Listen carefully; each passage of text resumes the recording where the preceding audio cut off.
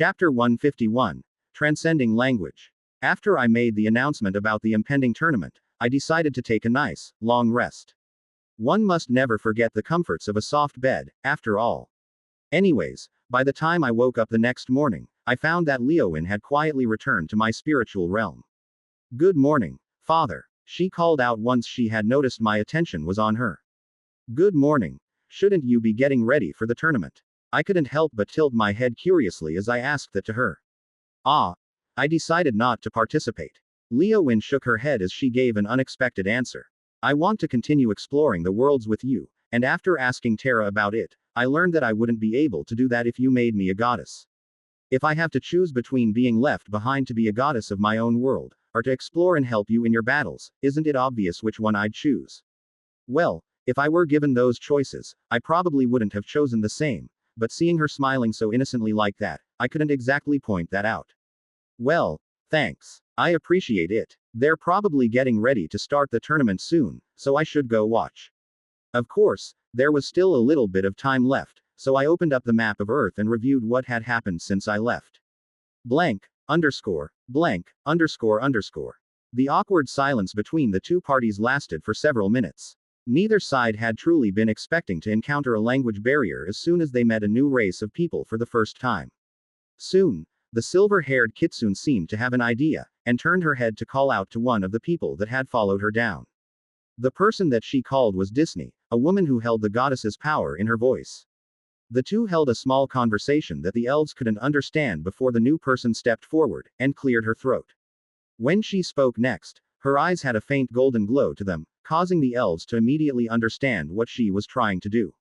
However, even as they felt the familiar divine energy of the bards, they couldn't understand the words that the felon was saying.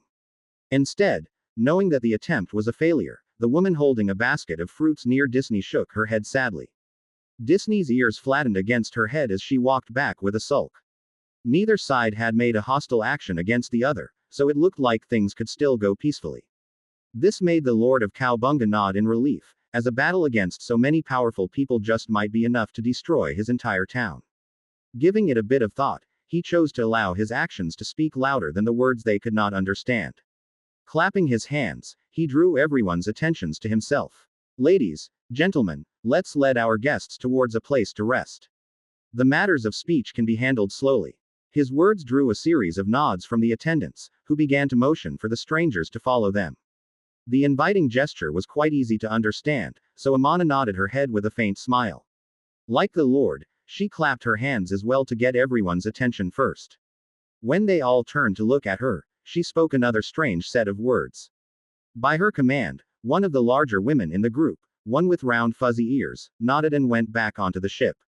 The elves were curious what was happening, but soon saw the woman walking out again, carrying a large wooden crate. Cowabunga's lord soon understood that they wanted to unload their cargo.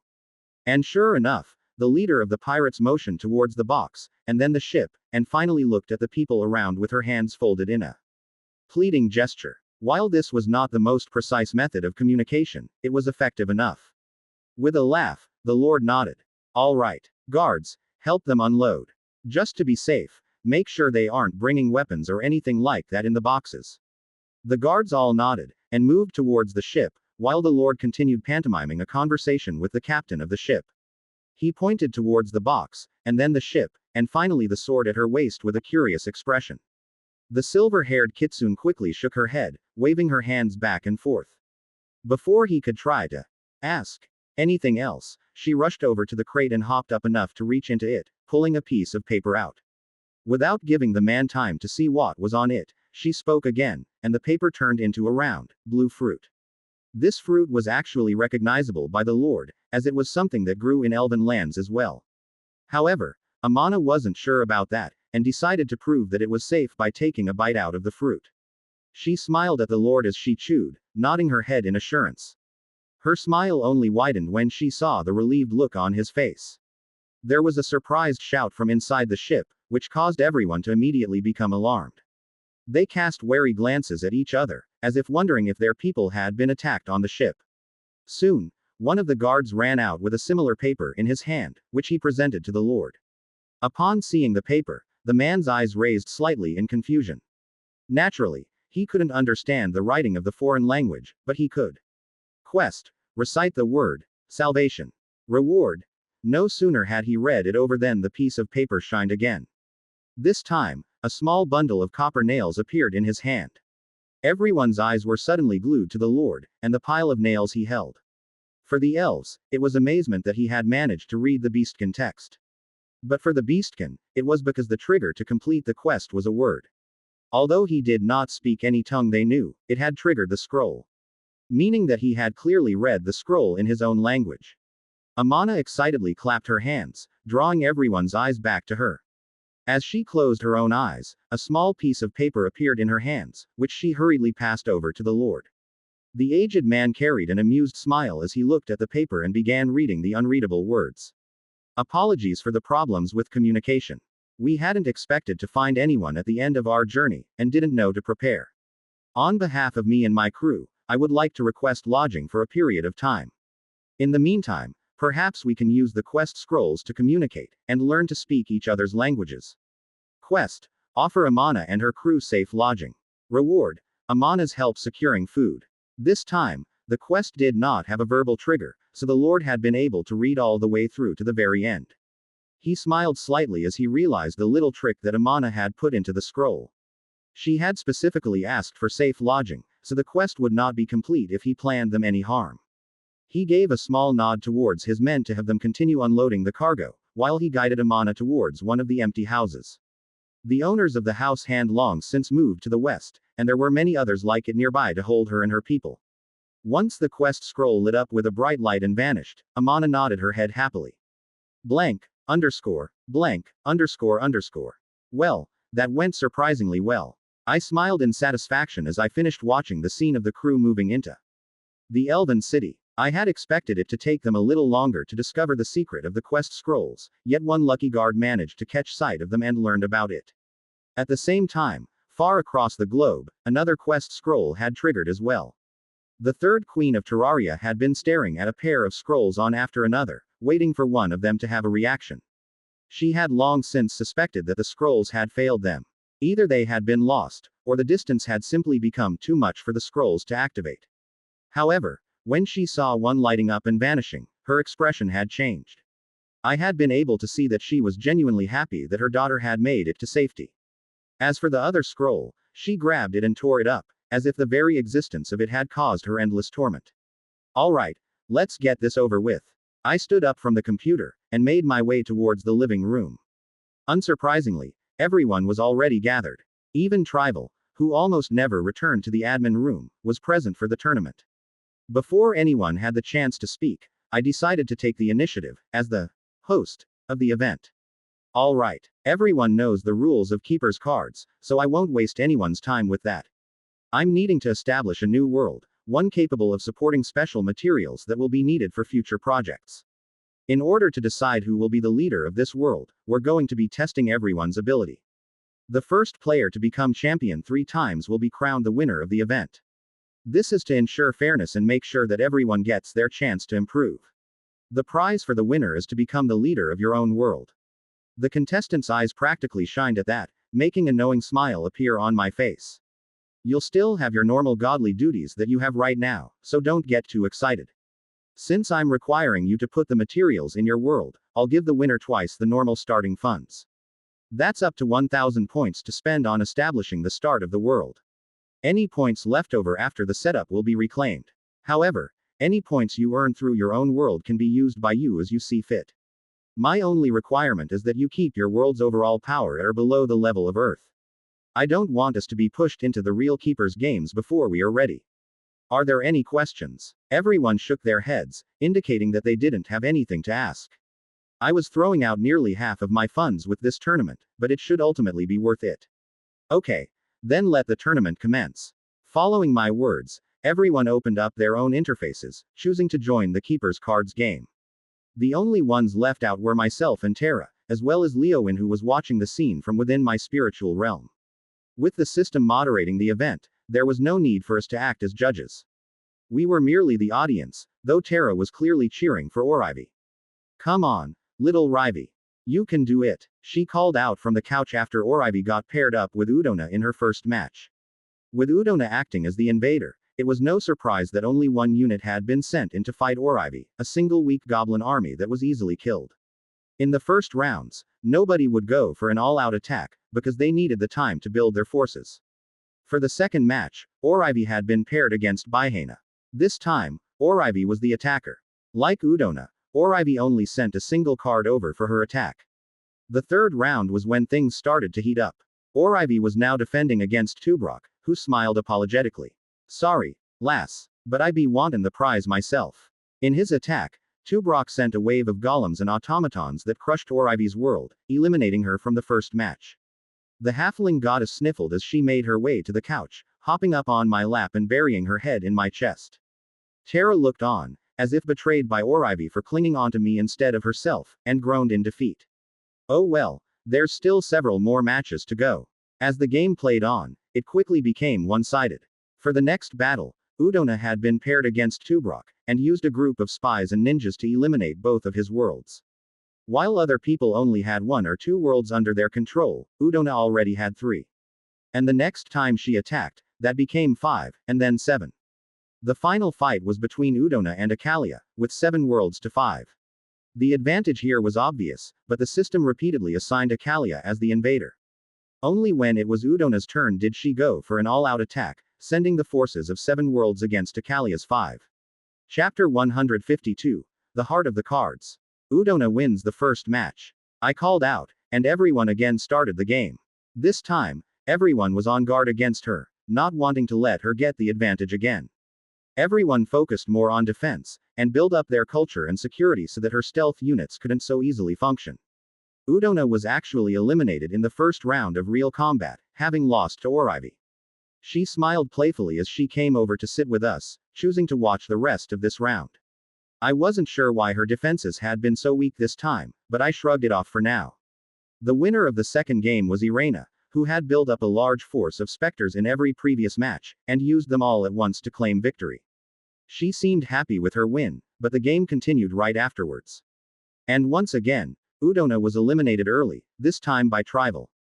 It was actually the first time that Trival had been able to knock his opponent out, so he seemed satisfied.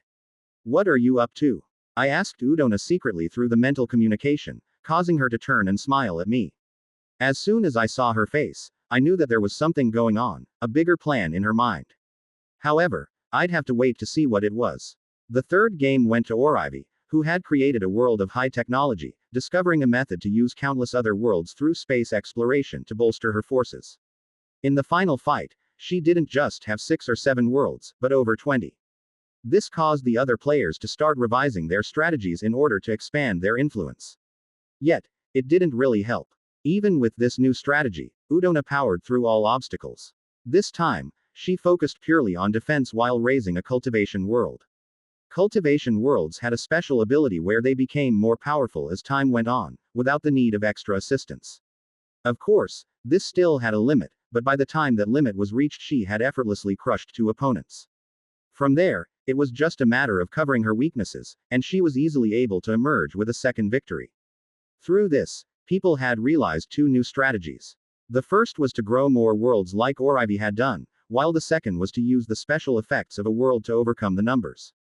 For the last round, everyone seemed to come to a mutual understanding. They couldn't let Udona get another win, or else she would be the final victor. From the very first round, I could see that everyone had begun purchasing counters for the cultivation tactics. Items that could disrupt supernatural energy flows.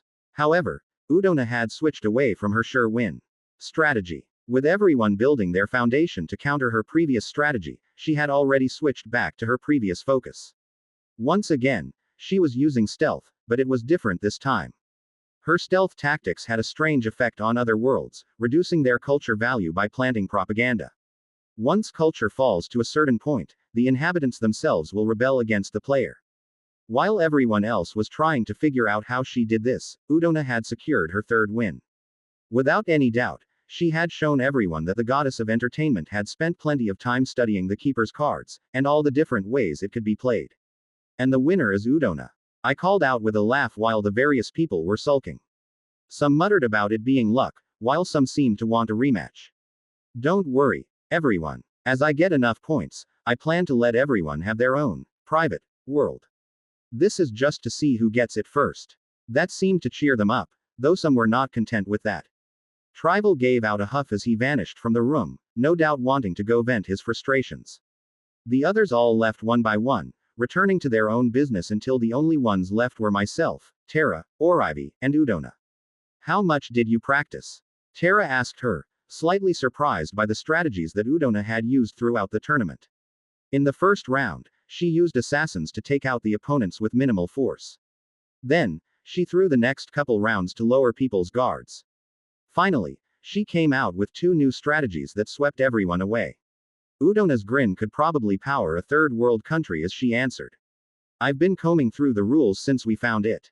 Though, there were notes that some things won't work the same in the real games, and the rules balanced that by adjusting the odds of being the invader. So that was why she had been on the defensive so many times when she was using the cultivation world. The system had judged its overall power to far outstrip the enemy, so she was set to defend repeatedly. I glanced towards Tara, and she confirmed my suspicions with a nod. The system will only ever place you against a keeper of roughly equal power to your own. Someone using her strategy would have their own means of countering it. I gave a slight nod at that, and then looked towards Udona.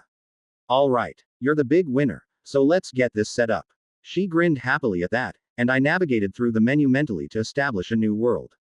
Since I want to harvest a bunch of resources from this world, I need it to be at least a size 6. Udona nodded her head, giving it a bit of thought. Size 6 is fine, but, can I get something special for it? I've been working on this idea for a couple of weeks now, and I think this is the best time to offer it up. I couldn't help but glance at her curiously, before giving another nod. As long as it's within the budget, sure. Udona grinned wide at that, and held out her hand. A thin sheet of paper appeared in it, covered with neat handwriting. I came up with an idea for a new world type, and a system of magic to accompany it. I even had Ryan go through the market to make sure that there wasn't something similar already out. Well, that was surprising. I took the sheet of paper, and read over it. The new world feature was called Card Law, and it essentially made it so that people could cause anything that they could carry to turn into a small card. Items stored in the cards age naturally, so the only convenience was to reduce the size and weight of the object. I gave a brief nod as I read through the information, and entered it into the system after choosing the Custom World option. Congratulations! You have earned a grand achievement. For submitting a new world type, found suitable to create as a standard world, you have earned the World Maker achievement. Plus 100 points. I blinked in surprise as I looked at that announcement, and a fanfare arose from around me. Confetti flew up from my head and rained around us for a brief moment, before everything returned to normal. This is definitely the biggest point reward I've gotten from one quest. Seeing Udona and Orivy looking at me questioningly, I shook my head. What kind of race do you want in the world? In total, the card law came to 100 points, causing me to spend 90 to get it. Udona rolled her eyes playfully and smiled at me. Kitsune, of course. I had expected that answer, so I went ahead and keyed it in, spending the 30 points needed to purchase them. When I entered the information for the magic system, I was given another congratulatory fanfare, though the confetti was notably less than previously. Congratulations. You have earned a large achievement. For creating a new, unique form of magic, you have been awarded the Magic Maker achievement. Plus 50 points. It took me a moment to realize why the magic system hadn't triggered the same grand achievement as the world type had. The magic system required the world type, so it wasn't suitable as a standard magic, and could only be offered to those who had that world. To summarize, there was a chance for a slain enemy to create an extra card the first time it is turned into a card itself. This extra card was the new type of magic, and they could be used or combined to create various spell effects. Udona had went through and detailed several possibilities, in order to let the system handle the rest. If used properly, the cards could even be combined to summon a defeated enemy. When I saw the price of the system, I shook my head slightly. It was a total of 150 points, reduced by my royalties to 135. Without hesitation, I went ahead and spent those points. You've got almost 700 points left to spend of your prize money. Do you have anything else you want? Udona quickly nodded her head at that. Can you get me the first 4 tiers of monsters, and the next 3 card tiers? I chuckled, but shook my head at that request. Pulling up the market information, I saw that the tiers were priced similarly to other magic systems. I can get you the second card tier for 600. But the third one will cost 1800, so that is well outside your price range. She sulked slightly at that, but nodded her head. Then, the first two monster tiers, and the second card tier. That was easy enough. Unfortunately, the system did not credit me with the creation of each individual tier of the card magic system, so I had to pay the full price for it. A total of 675 points later, and I gave a satisfied nod. Udona seemed happy with this, as she and the other girls were staring down at the kitsune that were just starting to walk out of their caves. So, I started my own work. Opening up the page of ores, I chose several to purchase. Orichalcum, Mithril, Magnardum, Lightning Ore and Numbasic. Those cost me a grand total of 55 points, but would offer plenty of resources to harvest for the foreseeable future. What do you want to call it? Orivy asked as she stared down. One mountain that had been granted a particularly high concentration of Magnardum rose up into the sky, turning into a floating island that hovered several hundred meters above the surface. Similarly, scenes like that could be seen all across the world, though the floating landmasses would never get too large. Since it's a card theme, let's go with Deccan. Udona nodded her head, her tail swishing back and forth happily. It was clear to see that she was excited about the new world she was getting ready to lead. I chuckled, glancing towards Tara. Same deal as with Ashley, please. Set it up so that she keeps the pool of points to use to adjust the culture of her world. Tara nodded her head with a small smile, even though her favored contestant didn't win. When I get enough points, can I come back to you to have you get the next monster and card tiers? Udona suddenly turned around to ask, smiling widely. In her magic system, the card dropped from a creature could never be ranked higher than the creature itself. That meant that it was most effective to buy the two together. Sure, though that'll probably take a little while. If you can get Ashley to lend you her points, I'll allow it. I smiled slightly, before giving them a wave as I turned to leave. I had half expected Orivy to follow me out, but she seemed engrossed in watching the world as it began to rapidly spin below her, setting itself to the starting point. Chapter 153, Cultural Miscommunications. With the issue of the minerals taken care of, I made my way back to my room, and pulled up the market once again. Without any hesitation, I spent 500 points on the blueprint for the ferry gate, bringing my total back down to just over 1200. Of course, I haven't collected the funds from technology advancement in a while, so my real balance is probably higher than that. As I watched the familiar blue sphere taking shape in front of me, the information globe containing the purchased recipe, I sent a message to Tubrok mentally. I've got a new project ready for you. A gateway that connects worlds. The blueprint for it is in my room, and we should have all the materials we need for it. Take a look at it, and let me know if there is anything else we're missing. After sending out that message, I decided to do a bit of advertising. Pulling up the Keeper forums, I saw that there were several unread messages waiting for me. Unsurprisingly, all of them were from Alcahest. The first couple were just updates, telling me that another Keeper meeting was about to begin. Looked like I missed 3 of those while I was gone, counting the one that I went to, and the other that I missed. I've actually been a Keeper for nearly 1 standard year now. After the updates, his tone became more concerned, asking if I was doing okay, and why I hadn't responded. In his last message, he even outright asked me if I was still alive. No doubt, the thought had crossed his mind that I had perished while descended like the previous Keepers had done. Shaking my head, I opened up the message window to send a brief reply. Earth Force 1. Sorry, I was down on the world for a while taking care of something. Just got back up to the admin room for a break. If you get the chance, mind checking out the new card world that's on the market, and the magic type to go with it. I need some feedback on if things work properly. I waited for a few minutes after the message sent, but there was no reply. He was probably dealing with his own issues and would take a little while to get back to me, so there was no rush. Instead, I simply opened up the menu and chose to return back to my host, to continue the adventures of Tiber. I closed my eyes, allowing the familiar warm light to engulf me, until I could once again smell the salty sea air. The tournament had lasted for most of the day, so by now it was the evening. When I opened my eyes, I found myself standing on a dirt road, leaning against my staff. With a groan, I felt the fatigue of age setting into me again. Though, before I reactivated my Keeper levels, I went ahead and checked on the progress that I had made during the journey. Name: Dale Mitchell. Race: Lycan Keeper. Health: 1017 1017 656,974 656,974. Mana. 216 216 270,666 270,666. Strength. 6 586. Key. 1278 1278 351,359 351,359. Stamina. 19 553. Intelligence. 11 518. Dexterity. 25 579. Wisdom. 38 760. Luck. 9 265. Charm. 9 275. Class list. Alchemist 1 138. Archer 0 132.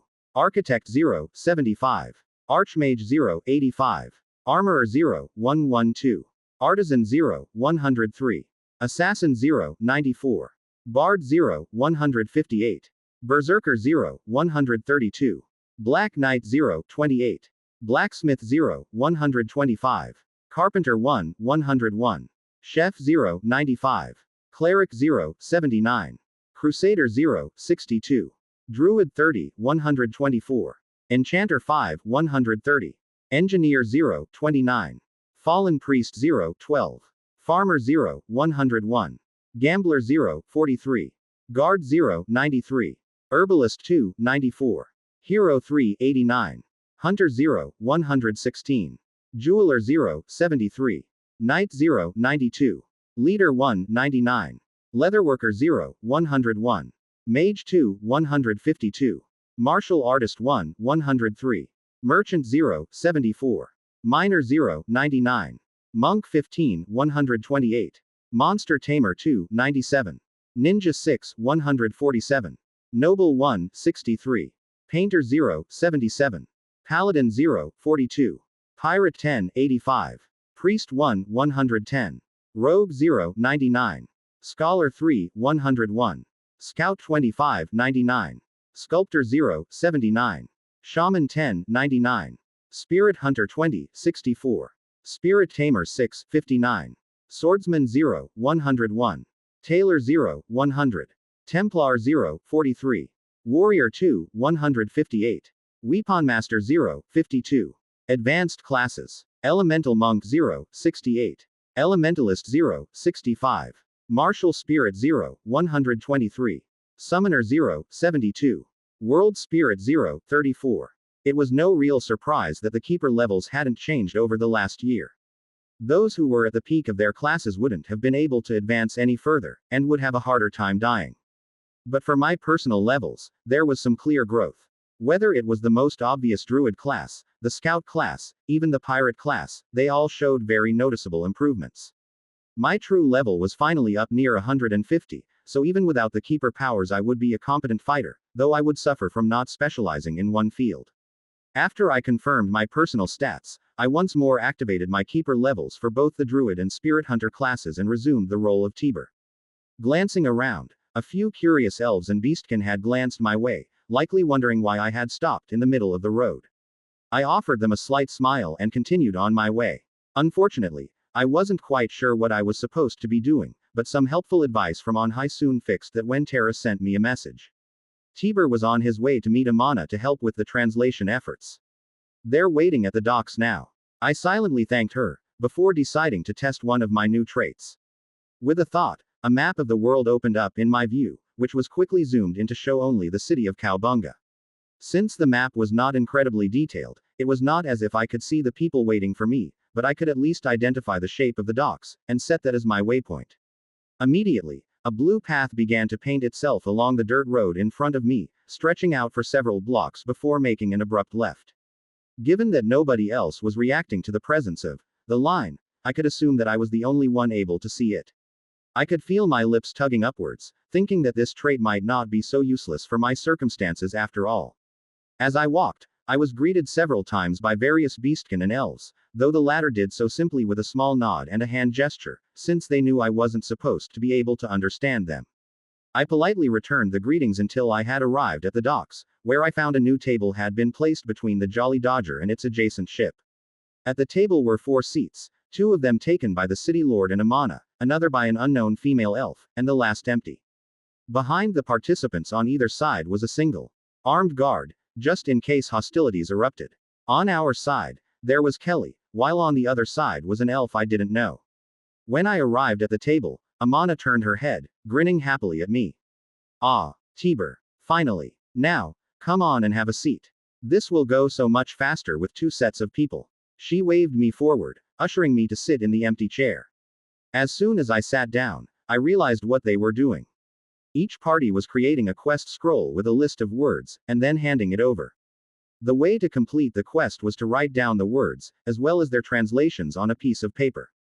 Both the city lord and Amana already had several such papers at their sides, held down by a stone to prevent them from being carried away by the breeze.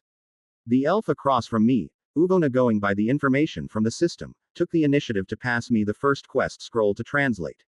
Just to be safe, I chose not to read the scroll out loud, for fear of accidentally reading it in the Elven language rather than the Beastkin one. With my free hand, I grabbed a paper and a small piece of charcoal and began writing down the words, as well as their translations. This was actually quite the ingenious way to use the quest system to bridge the language gap. Every 5 or so pages, we would stop and go over the words that we had written down. Each side taught the other the pronunciation for the different letters, and how each word was said. Then, once they were able to somewhat pronounce the words, they would try to form a sentence with them. For instance, Amana's first attempt at a sentence was quite humorous. Your city looks like a maiden's stool. She spoke in a broken tongue, her eyes glued on the pages while she did her best to pronounce the words correctly. I had to hold back a small chuckle while Uvona and the city lord both stared at her for several long moments. Did I say it wrong? She asked in the Beastkin language, noticing the looks, glancing from side to side in a panic. When I translated back what she had just said, her face suddenly drained of color, and she folded her hands, apologizing profusely. I'm sorry. At least she had learned how to say that in the Elven language fairly easily, though her reaction did bring a smile to the other 2. When it came to my turn, it was actually hard to purposely mess up the language without sounding obvious, so I didn't bother, and instead simply spoke with a thick Beastkin accent. As the Beastkin already knew me to be able to speak the dungeon's language, picking up the Elven language fairly quickly wouldn't be a surprise to anyone. The first real upset came some time later, when Amana included the word, dungeon, in her quest scroll. The city lord frowned slightly when he saw the word, but dutifully translated it. Yet, Amana noticed something was wrong, as what he wrote was a combination of words that had already appeared, evil god's shrine, though they had always appeared separate before. I couldn't help but silently wonder if this was what was going to start a big conflict between the 2 sides, when sure enough Amana chose to open her mouth. She even began referencing the various papers one by one, causing each word to take some time to be spoken. Why? Evil. God. Shrine. Not. Potato. Place. Aside from her randomly confusing the words potato and bad, it actually went quite well. Thankfully, the city lord picked up on the mistranslation and understood what she meant to say. Still, he looked at her in confusion, sighing as he too started sifting through the papers to speak. Enemy. Goddess. Blocks. World. It was obvious that the words that he needed to say weren't in the ones that had been translated yet, so he instead handed over another quest scroll, which Amana read out loud. The dungeons block the powers of the druids and deny the goddess's power. They are a source of evil and death upon the land, and have caused any cities that discovered them to destroy them immediately. Her silver ears pressed flat against her skull by the time that she was done reading, and she looked at the city lord in confusion. Naturally, she did also write down the translations as well, because this was still part of the job. However, her next scroll contained her reply. The shrines of the evil god aren't evil. They offer wealth and prosperity to any who can best their dangers. We acquired many treasures from one on our way to this city, each of which was a true wonder. The city lord glanced up at Amana, mimicking her previous expression. Rather than waiting for them to prepare a demonstration, I quietly passed my staff over to Uvona. I couldn't feel a particularly strong mana or ki from her, and the natural energies seemed to distort around her body slightly, so I could assume that she was either a druid or a shaman. Mana. I gave her a single word instruction, making sure to say it in Elven. She grabbed the staff, looking at it and then myself, before closing her eyes in focus. There was an almost visible pulse of natural energies around her as the effect of the staff took hold, causing her expression to immediately shift to shock, her eyes and mouth opening in a silent gasp. When the staff fell from her hands, I reached out, making a small gust of wind push it into my hand. Uvona quickly turned her head and explained what the staff had done, boosting her ability to attune to nature. Naturally, this also caught the Lord by surprise, who turned to look at the staff. His face seemed to hold a trace of alarm at the idea that the staff came from a dungeon, but also curiosity. Immediately afterwards, him and Amana began exchanging notes, him asking about her experiences with dungeons. And, each quest held a tell the truth clause, ensuring that Amana couldn't lie and that the city lord could believe her words. Otherwise, if the quest did not successfully complete, he could think that we were servants of this evil god, and I don't think any of us wanted that. Chapter 154. Strength in Numbers. The impromptu negotiations continued on for over an hour, the original goal of simple translation lost to the two of them. Seeing this, Uvona and I could only shake our heads and continue the work on our own. Although we were interested in what was being exchanged between the two of them, they had long since stopped reading the scrolls out loud. After that hour of continued translation, the two of us were taking longer and longer to exchange quest scrolls. Not because we were getting tired, or distracted, or anything like that. It was just becoming harder to come up with new words that hadn't been translated already. Eventually, the two of us began to simply go back over our notes, and attempted to hold a small conversation in each other's language. Naturally, this didn't go all that well, and Unova accidentally insulted my mother, my sheep, and my hair on numerous occasions. However, considering that just 24 hours ago, she couldn't speak a single word of the Beastkin language, it was a remarkable improvement. As I was thinking that, I received another divine whisper. To my surprise, this one was from Bihana. Dale, you should be careful down there. Okay. Why? The vague warning was far too vague, so I really didn't know what to make of it. The West is dispatching an army. Bihana began to explain. They're using druids to launch a wide-scale invasion and finally kick off their war. Right now, they are still gathering in secret, but word is already being spread through the towers of communication. Unfortunately, by the time the messages arrive, the invasion would have already begun. What are the numbers coming to Cowabunga? And their overall strength? While I was having the conversation with Bihana, I stared down at the papers in front of me, as if I was trying to come up with another sentence for Uvona. They are placing a great value on Cowabunga due to its historical significance. 1,000 troops will be dispatched to the city, led by 10 pinnacle soldiers. The only city receiving a bigger force is the capital itself.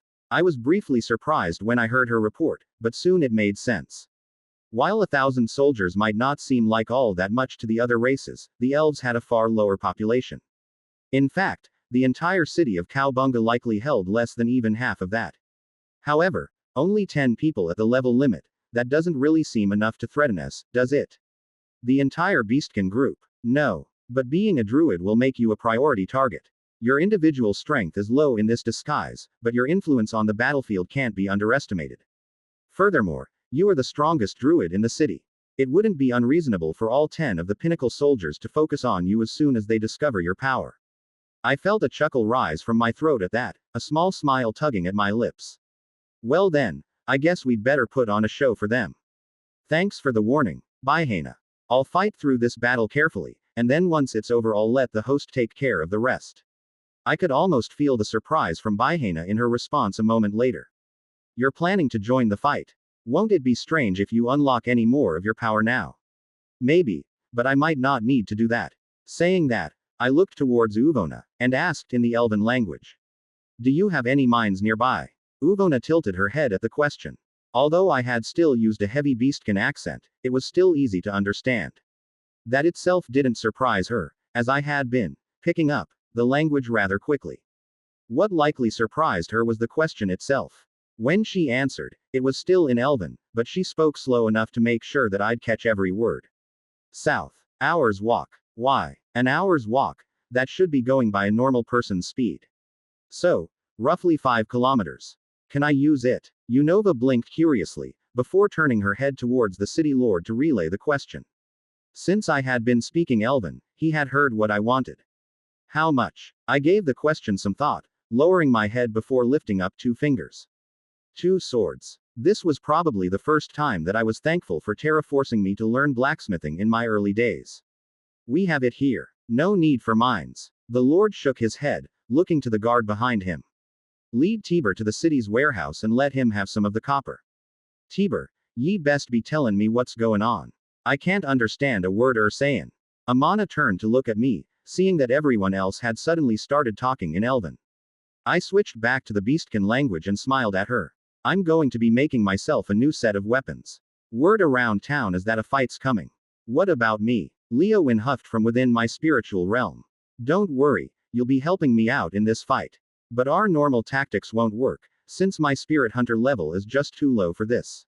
I can honestly say that I won't be able to do this without you, though. She seemed satisfied by that answer for now, smiling to herself and going quiet. Amana, on the other hand, had her eyes open wide. A fight? D'ya mean to say that a war's brewin' in this land? I nodded my head to that, standing up to follow the guard. I'll be back by tonight. Please make sure that everyone is ready. Amana froze up at the confirmation, but her face turned deadly serious a moment later, and she nodded her head. I had heard rumors from the Tower of Communication even as I walked to the docks to meet them earlier, so if anyone asked I could say that I recalled the words as I was translating.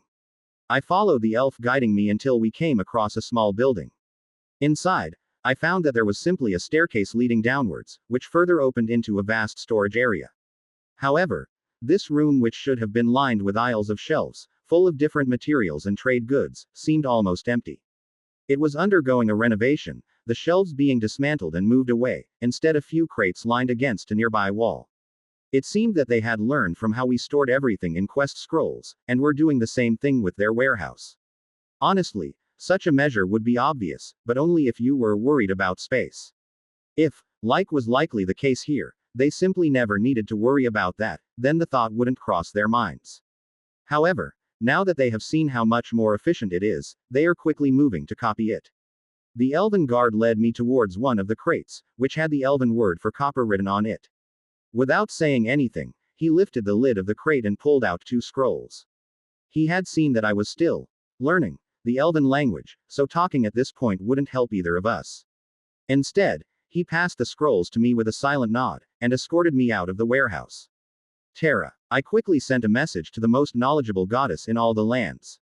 Stop trying to flatter me. What's up? Bihana said you were being reckless. I chuckled slightly at that, moving towards the beach. Of course, this time I was going to be far enough away that I wouldn't be seen by Amana and the city lord.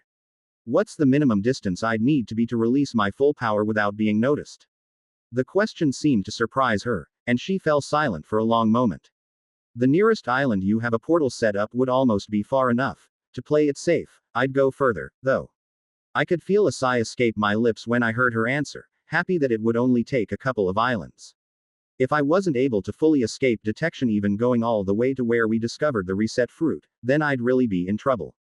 Thanks. Also, for the record, not being reckless. I'm just going against all levels of common sense. There was a laugh that echoed into my mind at that, but Terra offered no further answer. Once I got to the beach, I checked to make sure that nobody was nearby and opened a portal. Then, when I was through that portal, I opened another one, each one carrying me to a further island. Once I got to the 5th island, I had decided that I went far enough. Since I had my privacy now, Leowyn appeared in front of me, forming a transparent body from her spiritual energy. What are we doing here, Father? She asked as she looked around. This particular island didn't have any forests on it, and served as nothing but a relay point for our portals during the trip. It was just a wide valley rise above the ocean. At most, I'd say it was 6 kilometers across, and shaped like a crescent moon. I'm going to make myself a couple swords. Wanna watch? When I asked that, Leowyn simply shrugged her shoulders, returning to my body to rest. Chuckling slightly to myself, I shook my head and took a deep breath. Immediately, a feeling of power exploded from my body, causing the ground to tremble around me when I unsealed all of my keeper levels. When I opened the scrolls that I had been given, I said the command word to trigger the quest. Retrieve. Immediately, several lumps of copper ore appeared in the air while the scrolls disintegrated into white light, and fell to the ground. However, just after they hit the grass, they began to lift up, hovering in the air under my control. I gathered my key into my lichen nails, and pierced the palm of my left hand, drawing out 10 drops of essence blood which fell to the ground as well. This time, I had to reach down and collect each drop as they solidified into tiny pellets. Finally, As the last step for my preparations, I had to make a forge. Thankfully, this wasn't a problem at the moment, and I could easily make a large stone furnace by reshaping the ground in front of me. Once the furnace was made, I began the process of melting down the lumps of copper ore and removing the impurities. I knew I had no right to claim to be the best blacksmith in the world, or anywhere close. However, I knew tricks most people wouldn't be able to pull off so easily. Since each drop of essence blood required 1,000 ki, it was still usable for some stronger monks, as long as they knew the trick. Especially since you didn't have to use the blood right away. However, there was a special trick to forging with essence blood, which I assumed only the dwarves had likely figured out by this point. I myself only knew of it because I had gone through the first tier of key usage information offered by the market. It was that information that made me confident about the battle coming up. Essence blood could be used during the forging process to create special items, much like the bow we had discovered which could fire off key arrows. It was possible to create such things without the essence blood, but doing so would exponentially raise the difficulty. And I wasn't that confident in my forging abilities. I had considered using essence orbs instead, as they had a much greater effect, and could bring a qualitative change to any material that they were used on. However, that option was quickly eliminated due to my low strength. Any item forged with an essence orb would receive a drastic increase in weight, so I wouldn't even be able to lift one sword with the 6 strength I normally had. Once the copper had been properly melted, and the impurities removed, I dropped the 10 essence bloods into the stone pot containing the liquid copper. The metal briefly glowed, and I used my druid abilities to stir the pot, mixing the blood with the copper. Then, I made a wide table of stone with 2 molds to pour the copper into. If I wanted to take the time, I could likely hammer the copper into shape with nothing but my fists, but I had neither the time nor patience to deal with that right now. So instead, I used the molds to quickly create the shape of 2 swords, making sure not to let either one cool enough to harden. When I was ready, I first moved to one of the molds and put my hand over it, closing my eyes. As the copper began to solidify, I had to guide the key inside of it along a determined path. Following the information I learned from the system, I created this blade with a single special ability. The more key was pushed into it, the sharper its blade became. With that taken care of, I allowed it to cool off a little more, and then began the process of shaping it into a proper blade, by punching it repeatedly. Every time I struck the red-hot sword, I receive a damage of over 100 points. But each time, I was able to use the strength of my flesh as a blacksmith's hammer. By the end, my fist was red and burnt, so I used the cleric class to call down divine energy and heal it. While I hadn't particularly trained in this class, it was one of the easiest to get used to, and my hand healed fairly fast, which meant it was time to work on the next one. For the second sword, I gave it a different ability. When ki was applied to it, the sword would become longer or shorter. Both had the same shape as a basic copper short sword, but their enhanced abilities would make them perfectly suited for fighting as a monk. So, we'll be using the patient monk, then? Leo Win asked, seeming to catch on to what I had intended with these 2 swords. The patient monk was another constellation in the sky of the mortal palace. That's right. Now, let's get back and get ready to fight, I said with a soft laugh, returning the stone furnace and tables that I had set up to the ground. Chapter 155. For this is war. When I returned later to Cowabunga, I learned from Amana that the copper I took wasn't completely without cost. Since I asked for enough to make a pair of weapons for myself, the city lord had used that as a mild bit of leverage to ask something else of Amana. While he didn't ask for any of the items we got from the dungeon, because to do so would be completely ludicrous. Who would trade an item on the level of a national treasure for a few lumps of copper ore? Instead, he had asked Amana to request the crew to aid with the city's defense. Not specifically for the coming war, because he still did not know about the invasion. No, the population of Cowabunga had declined to the extent where monsters were becoming an issue. There weren't enough people in the city for the wards to charge in time to deter monsters, so it was up to the city guards like the old days. In the Lord's eyes, 200 pinnacle-class warriors were nearly the equivalent of an entire kingdom's standing army.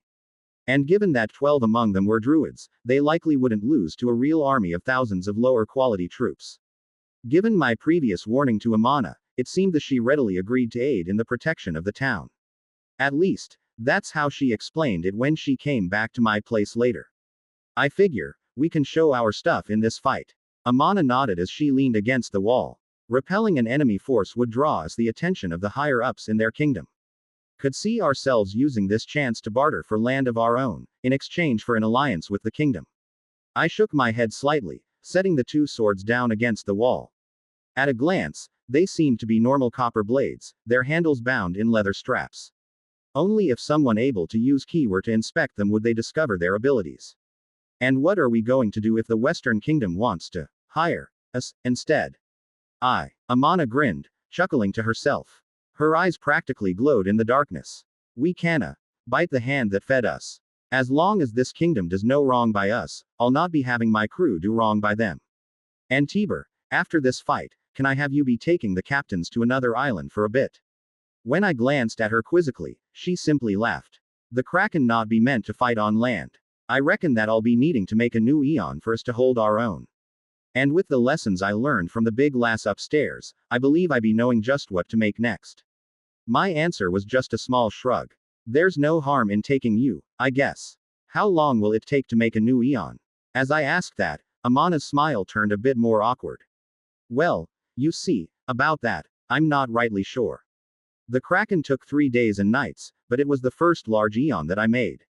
I know what I'm doing now, even if it was just by watching her. It shouldn't take longer than 2, I hope. That brought a groan from me, and I shook my head.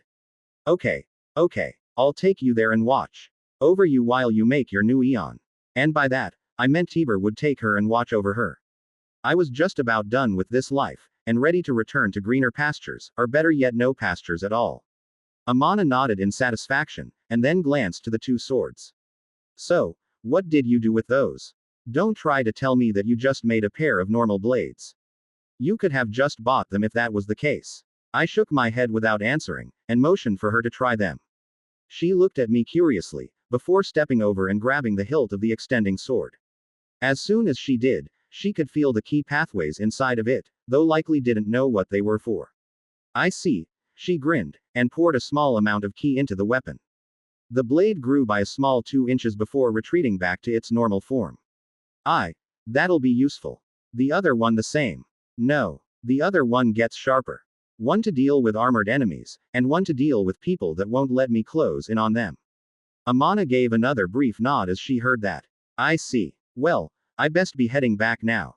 If what you said is true, I'll be needing a good rest. After Amana left, I decided to get some rest as well, since the battle tomorrow would be my first chaotic melee. I had acted in the massacre of a swarm of halflings back during the war between them and the centaurs, but that was a far more distant struggle. Although their screams were still heart-rending, it was not as bad as I imagine a melee fight to be. So I slept. And the next day, I stood on the walls of the city with the two swords on my back. Since most of the monsters that typically attacked the city were weaker, but large in number, it was the druids that had been tasked with defending the walls on the first day. This was perhaps a blessing to us. When the horns of war sounded, I was casually entombing a charging boar, the loud noise catching my ear. Yes, this was a literal horn of war, but it wasn't blown by the elves. In the distance, near the center of the city, I saw Soru standing atop one of the houses, a large horn in his hand. Beneath him, the streets were suddenly swarming with armored soldiers, all pouring forth from a series of portals that had sprung forth through fire that covered the base of the city lord's palace.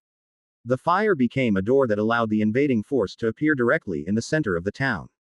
Not a bad idea. After filing away that little piece of information, I drew the sharp sword from my back and jumped down from the walls.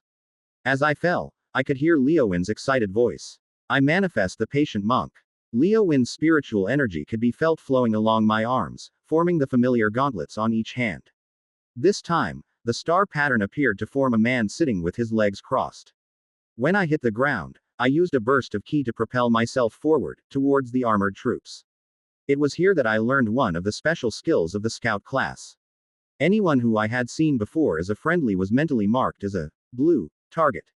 However, the invading forces were instead marked as red targets. While this would not help you root out spies, in a large-scale battle like this, it helped greatly to be able to differentiate friendly units. Of course, there were bound to be guards that I simply never saw because of limited time and scheduling, but for the most part it helped me narrow down who to slice. Especially when the first red target noticed me, and my lichen characteristics. Monster! He cried out in the elven tongue, pointing at me to draw the attention of his allies. They were all fairly weak, mostly less than 100, but there were at least a dozen of them that charged towards me. With swords and spears. Cut them. I muttered quietly, and I could feel ki being pushed into the blade of the sword. This was the patient monk, Leowin's ability to convert her own spiritual energy into ki.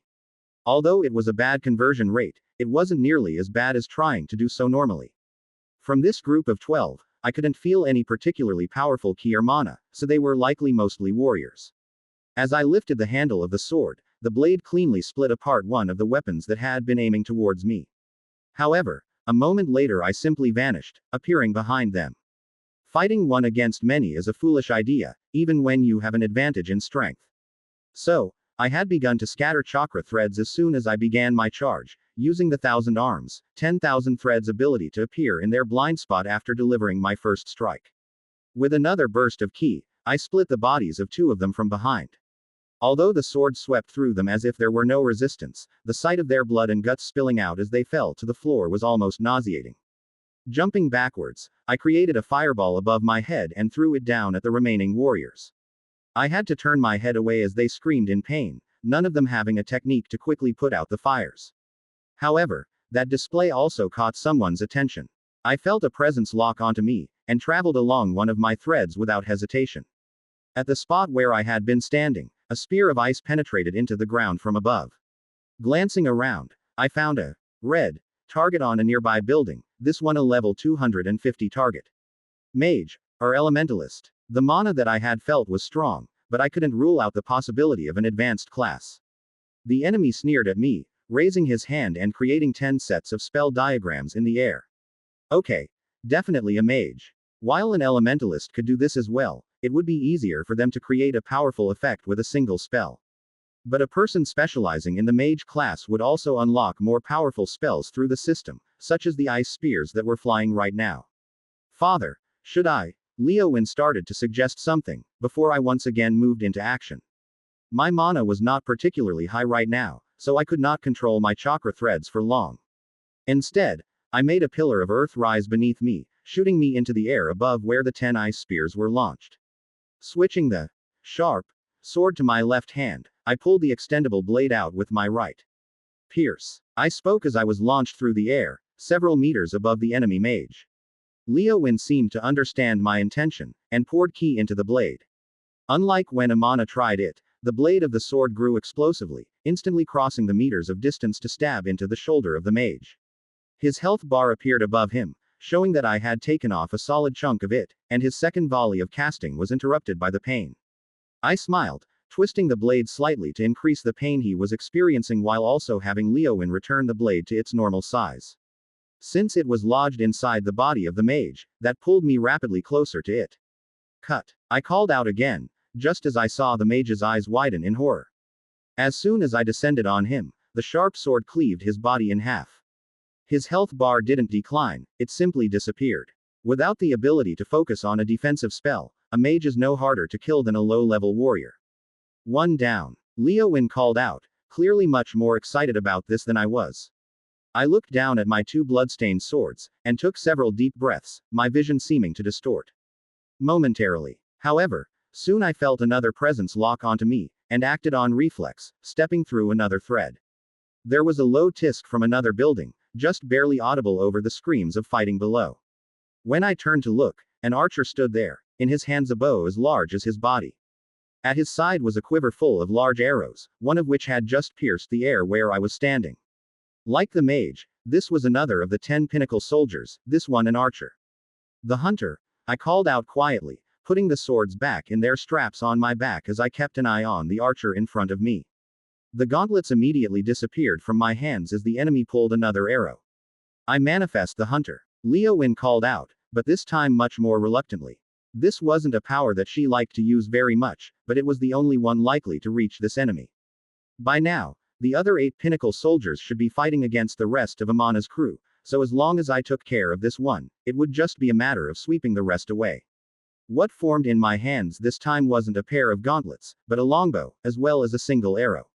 This made the archer's eyes widen slightly, and he quickly released the arrow he had been holding.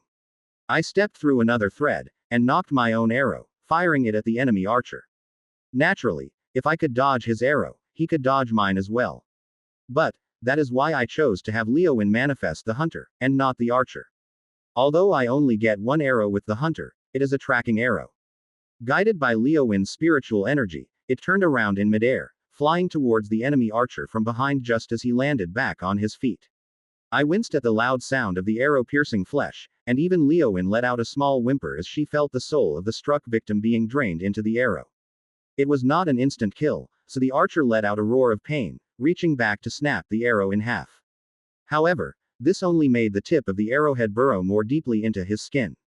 Without the ability to remove the arrowhead, his health bar constantly drained down, his screams becoming more and more painful to hear. Until finally, the last drop of his soul had been sucked into Leowin's arrow, and he fell to the ground dead.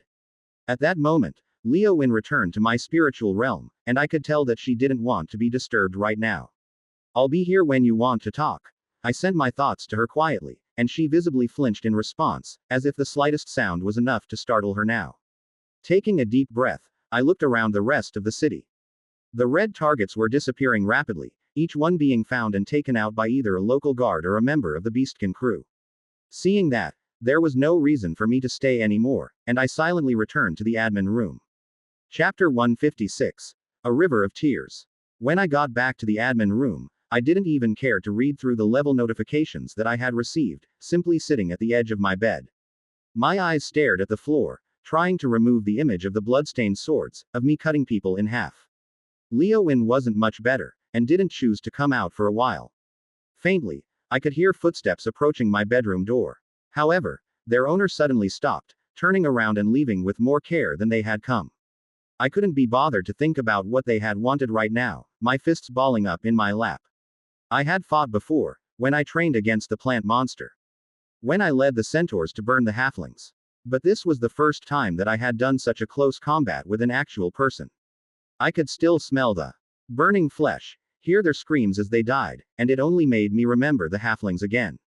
After a while, I heard a faint voice from inside of me. "Father, I'm ready to talk." As she said that, Leowin slowly left my body, appearing in her tangible form next to me. Her arms lightly wrapped around my own, and she leaned her body against mine.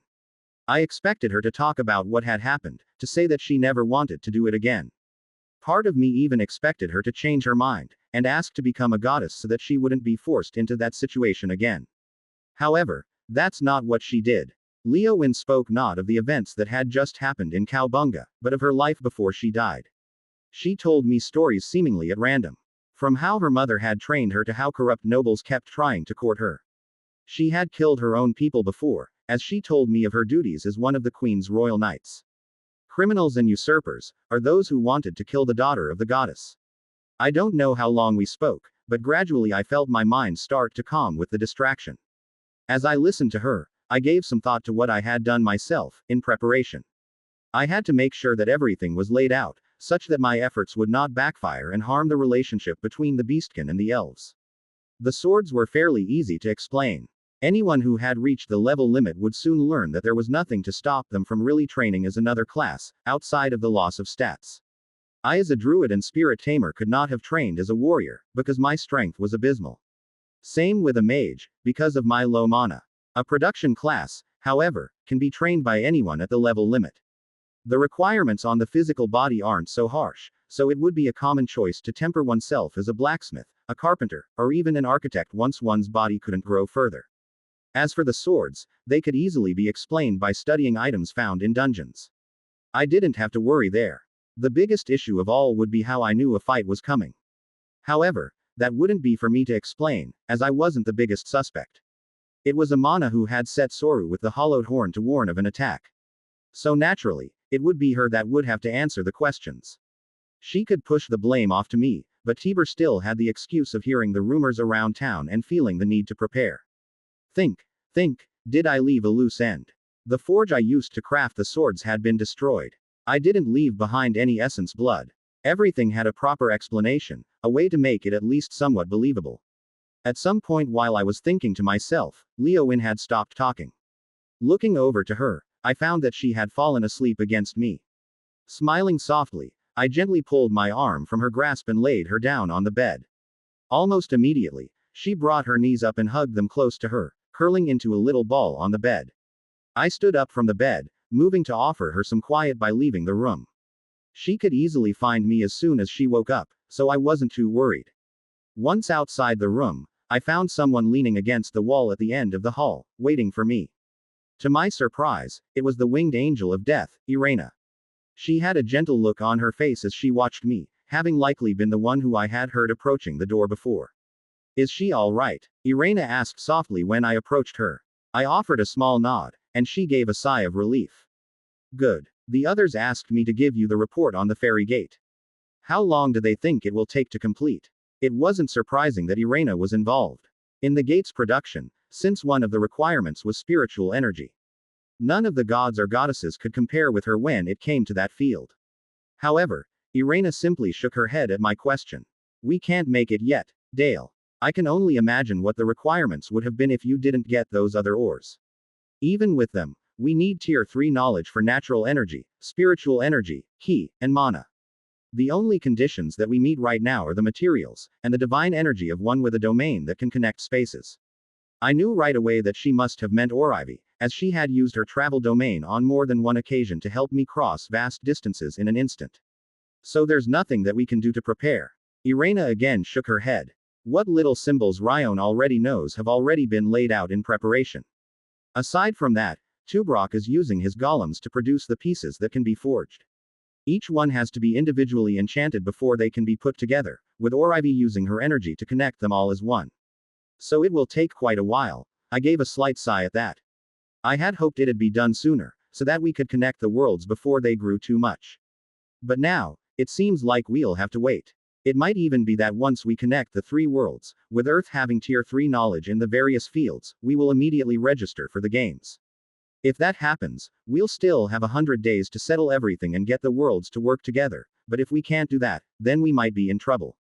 But if we wait until Earth is ready for the games first, the situation Terra warned us about could come up, and we get thrown against an enemy we can't handle. Terra, what level do people have to be to unlock the 3rd tier techniques of their respective classes? I sent a message out as I considered the problem, wondering if there was some way I could help. Level 1 to 50 has 1st tier techniques. Terra began to explain in a patient tone. I remember the first 2nd tier spells started showing up right after the mage class hit level 50. From 51 to 150 is all 2nd tier techniques. 3rd tier starts at level 151. Right now, out of all of the inhabitants of the world, only 2 warriors, 1 mage, and a single bard have crossed that threshold due to the level restriction. A mage, huh? Part of me was curious. Now, I thanked Terra for the information, and then sent a message to Ryan. Terra told me that there is a 3rd tier mage in the world. Would you like to give me a demonstration of new magic? As soon as the message ended, I felt something shift next to me. Irena, who was still standing quietly in front of me, let out a startled gasp when Ryan suddenly appeared. Sure, I had completely forgotten about that, since you had that big voyage and everything. There was a broad grin on Ryan's face as she shifted the 2 of us to her typical training grounds, which seemed to have even more random spell diagrams etched into the ground. So, this 3rd one is actually really interesting, as it kind of breaks the logic behind previous spells. I looked at her curiously while she happily explained it, but then she stopped and looked back at me. It'll be easier to just show you. Right now, the best mage has unlocked just 1 3rd tier spell from the system, so it's all I really have to show right now. Saying that, Ryan turned away and aimed a hand at the far all. 3rd tier spells have their power and range increased several times above 2nd tier, and also allow another degree of complexity. In the air above Ryan's head, a giant spell diagram began to take shape. Unlike a 2nd tier spell which typically combined multiple overlapping diagrams, this only had one. However, its size and detail were enormous, and it seemed to be composed of several layers itself, all in one. An outer circle, an inner circle, and a middle one. Furthermore, there were 10 glowing spheres located throughout the outer circle, evenly spaced apart. Each one seemed to be composed of various individual patterns all merged together. Like the first tier magic spell, and the first 2nd tier magic spell, this is another fire element spell. Its name is Sunbeam. When Ryan finished her explanation, a pillar of burning light shot out from the spell diagram above her head, crashing against the far wall. Even though the wall was over 100 meters away, I could still feel the ground shake where we were standing. I even had a feeling that I'd take a lot of damage from that spell if I had my full keeper powers unlocked. Not enough to kill me outright, but definitely enough to threaten me. Sunbeam's range is 300 meters, before it begins to disperse. At 500 meters, it loses all effectiveness. Ryan turned to me with a smile, the spell diagram above her head blinking out of existence. As for the logic it breaks, I'm sure you noticed. It includes three-dimensional symbols in its construction, which has not been used in any previous spellcasting. I gave a small nod as I heard that, unable to refrain from asking. What's the destructive capabilities of the spell? Ryan tilted her head in thought as she considered that. It's hard to say. The mage who unlocked it hasn't used it against anything that could survive more than one hit. At the very least, I know that it can take out a level 200 monster in a single shot. The problem casting it is its complexity. He can't use it without the system's guidance because it is too complicated to properly picture. Given its mana consumption, however, it should be able to deal massive damage. In order to fire the spell once, it requires a minimum of 10,000 mana. Even the best mage in the world is only able to cast it twice before running out. 10,000 mana for a single spell. I began to think about the first tier key information that I had bought, and how a single essence orb required 15,000 key to create. However, the two were fundamentally different, as essence orbs could be created and saved for later, making the key spent less valuable by comparison. I gave a small nod of my head as I considered the value of the spell. Can you make a model of it for me to study? If I descend as a great mage, in the future, something like that could come in handy. Ryan smiled and easily agreed to that request. All right. Tara's been teaching me how to create information orbs, so this should be a good test. Can't really draw out a three-dimensional diagram on a piece of paper so accurately, and a physical model would be too cumbersome. I'll try to have the information orb to you sometime tonight. Thanking her, I turned and left the underground training area. I needed to check up on the other worlds, see how they were really doing now. Chapter 157. The Demon's Hope. Ashley, you free to meet up? Would like to check in and see how Desbar's doing. Given that Udona's world had just gotten started, I wanted to at least give her enough time to get used to everything while I checked on Ashley's world first. Besides, I hadn't really seen anything from her world myself, aside from the rather hastily made movie they put together. And I'd rather not get all my education of Desbar like that. Thankfully, Ashley agreed to meet, and had me head to her room. When I arrived, I was a bit surprised that it looked like a small apartment. There was a small kitchen just inside the door, a living room, and a hallway that led back towards what I had to guess were bedrooms and bathrooms. Probably the apartment that she lived in before. Ashley was sitting on the couch in the living room, holding a laptop on her lap. When I walked in, she gave me a smile and a nod, waving me over to sit next to her. The back cushion of the couch, at the base where it met the bottom cushion, had been hollowed out all along it, just thick enough that Ashley's tail could comfortably rest behind her or circle around her waist. So, you here to collect the points I have left over? Ashley asked, somewhat playfully. Nope. I quickly shook my head. Those are yours to use as you see fit. I just wanted to check in on the place, and see how everything's doing. Ashley laughed lightly, nodding her head. Well, nothing much has changed since your little break during the trip. I've kept the world at a normal flow of time. However, they did just end their latest world war. As she spoke, Ashley opened up the laptop, and then placed her index and middle finger from both hands on the top corners of the screen. When she lifted her hands up, she pointed outwards. A large projection of a map appeared in midair just in front of the wall, a map of Desbar. Right now, there's 3 main political powers. Funny enough, they each have their own little version of me that they worship, which leads to most of their conflict. On the map were 4 continents, taking up nearly half of the planet's surface, a bit more than the original Earth. 2 of the continents were colored white, 1 red, and 1 yellow. First, let's go over the Lenin Union. As Ashley began, the 2 white continents lit up. They were both quite large, and positioned closest together of the 4.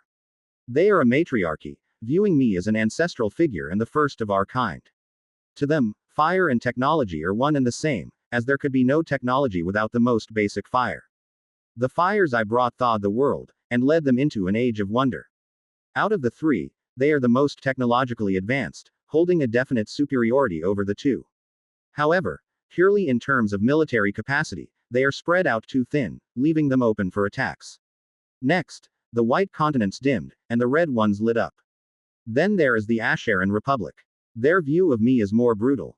I wield the flames of destruction, mustering the power of war. Their military strength is by far the most abundant, with roughly half of their citizens being trained in the use of firearms. This last war was caused by them trying to take over one of Lenin's continents in my name, with the other two groups having to join forces to push them back. Again, the red continent dimmed, and finally the yellow one lit up. And the last is the states of Nemra, a coalition of smaller country-sized groups that came together under one name and flag. While they aren't the most powerful in terms of firepower or politics, they have a nice blend of the two. In fact, they're on their way now to establishing something like the internet, though it's probably a few years away. I gave a sigh of relief as she spelled out the information without any dramatic retellings like I knew or Ivy would have. What about technology? Is there anything that you would really call unique to them? That question caused Ashley to fall silent, thinking it over. Their firearms can be considered unique. When flying, they can't swing a sword, so ranged combat has always been the norm. The only common melee weapons, even in distant times, were bladed boots. Rarely, someone would armor their tail, but that didn't happen often. As she spoke, the map of the world vanished, to be replaced by a model on the screen. The model appeared to be a rather typical demon male, his arms at his sides with his wings spread out. You saw how their bows were constructed in the movie before. They are made to fire straight ahead, rather than shooting in a sideways stance. That's also because of their flight. If they tried to turn to the side to fire, then they would be shooting at their own wings, or else be thrown off balance. Guns are the same way. The model extended its arm forward, and the view of it moved to the side to give a clearer image. On its arm was a long metallic object, roughly 4 inches wide and stretching along the entire length of his arm, with a short barrel at the wrist. At the model's elbow was a joint which allowed the weapon to bend. A demon's gun is arranged like this. When the arm is bent, it's the same as the safety being on, and the gun can't fire. Extra magazines can also be held in the lower bicep area, and can be reloaded quickly by fully bending the arm inwards. With the arm fully extended, they can fire through a trigger held in the palm.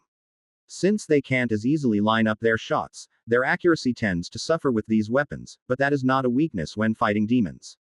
Even just one shot to a wing can be fatal if you hit one of them flying, and we have a very large wingspan.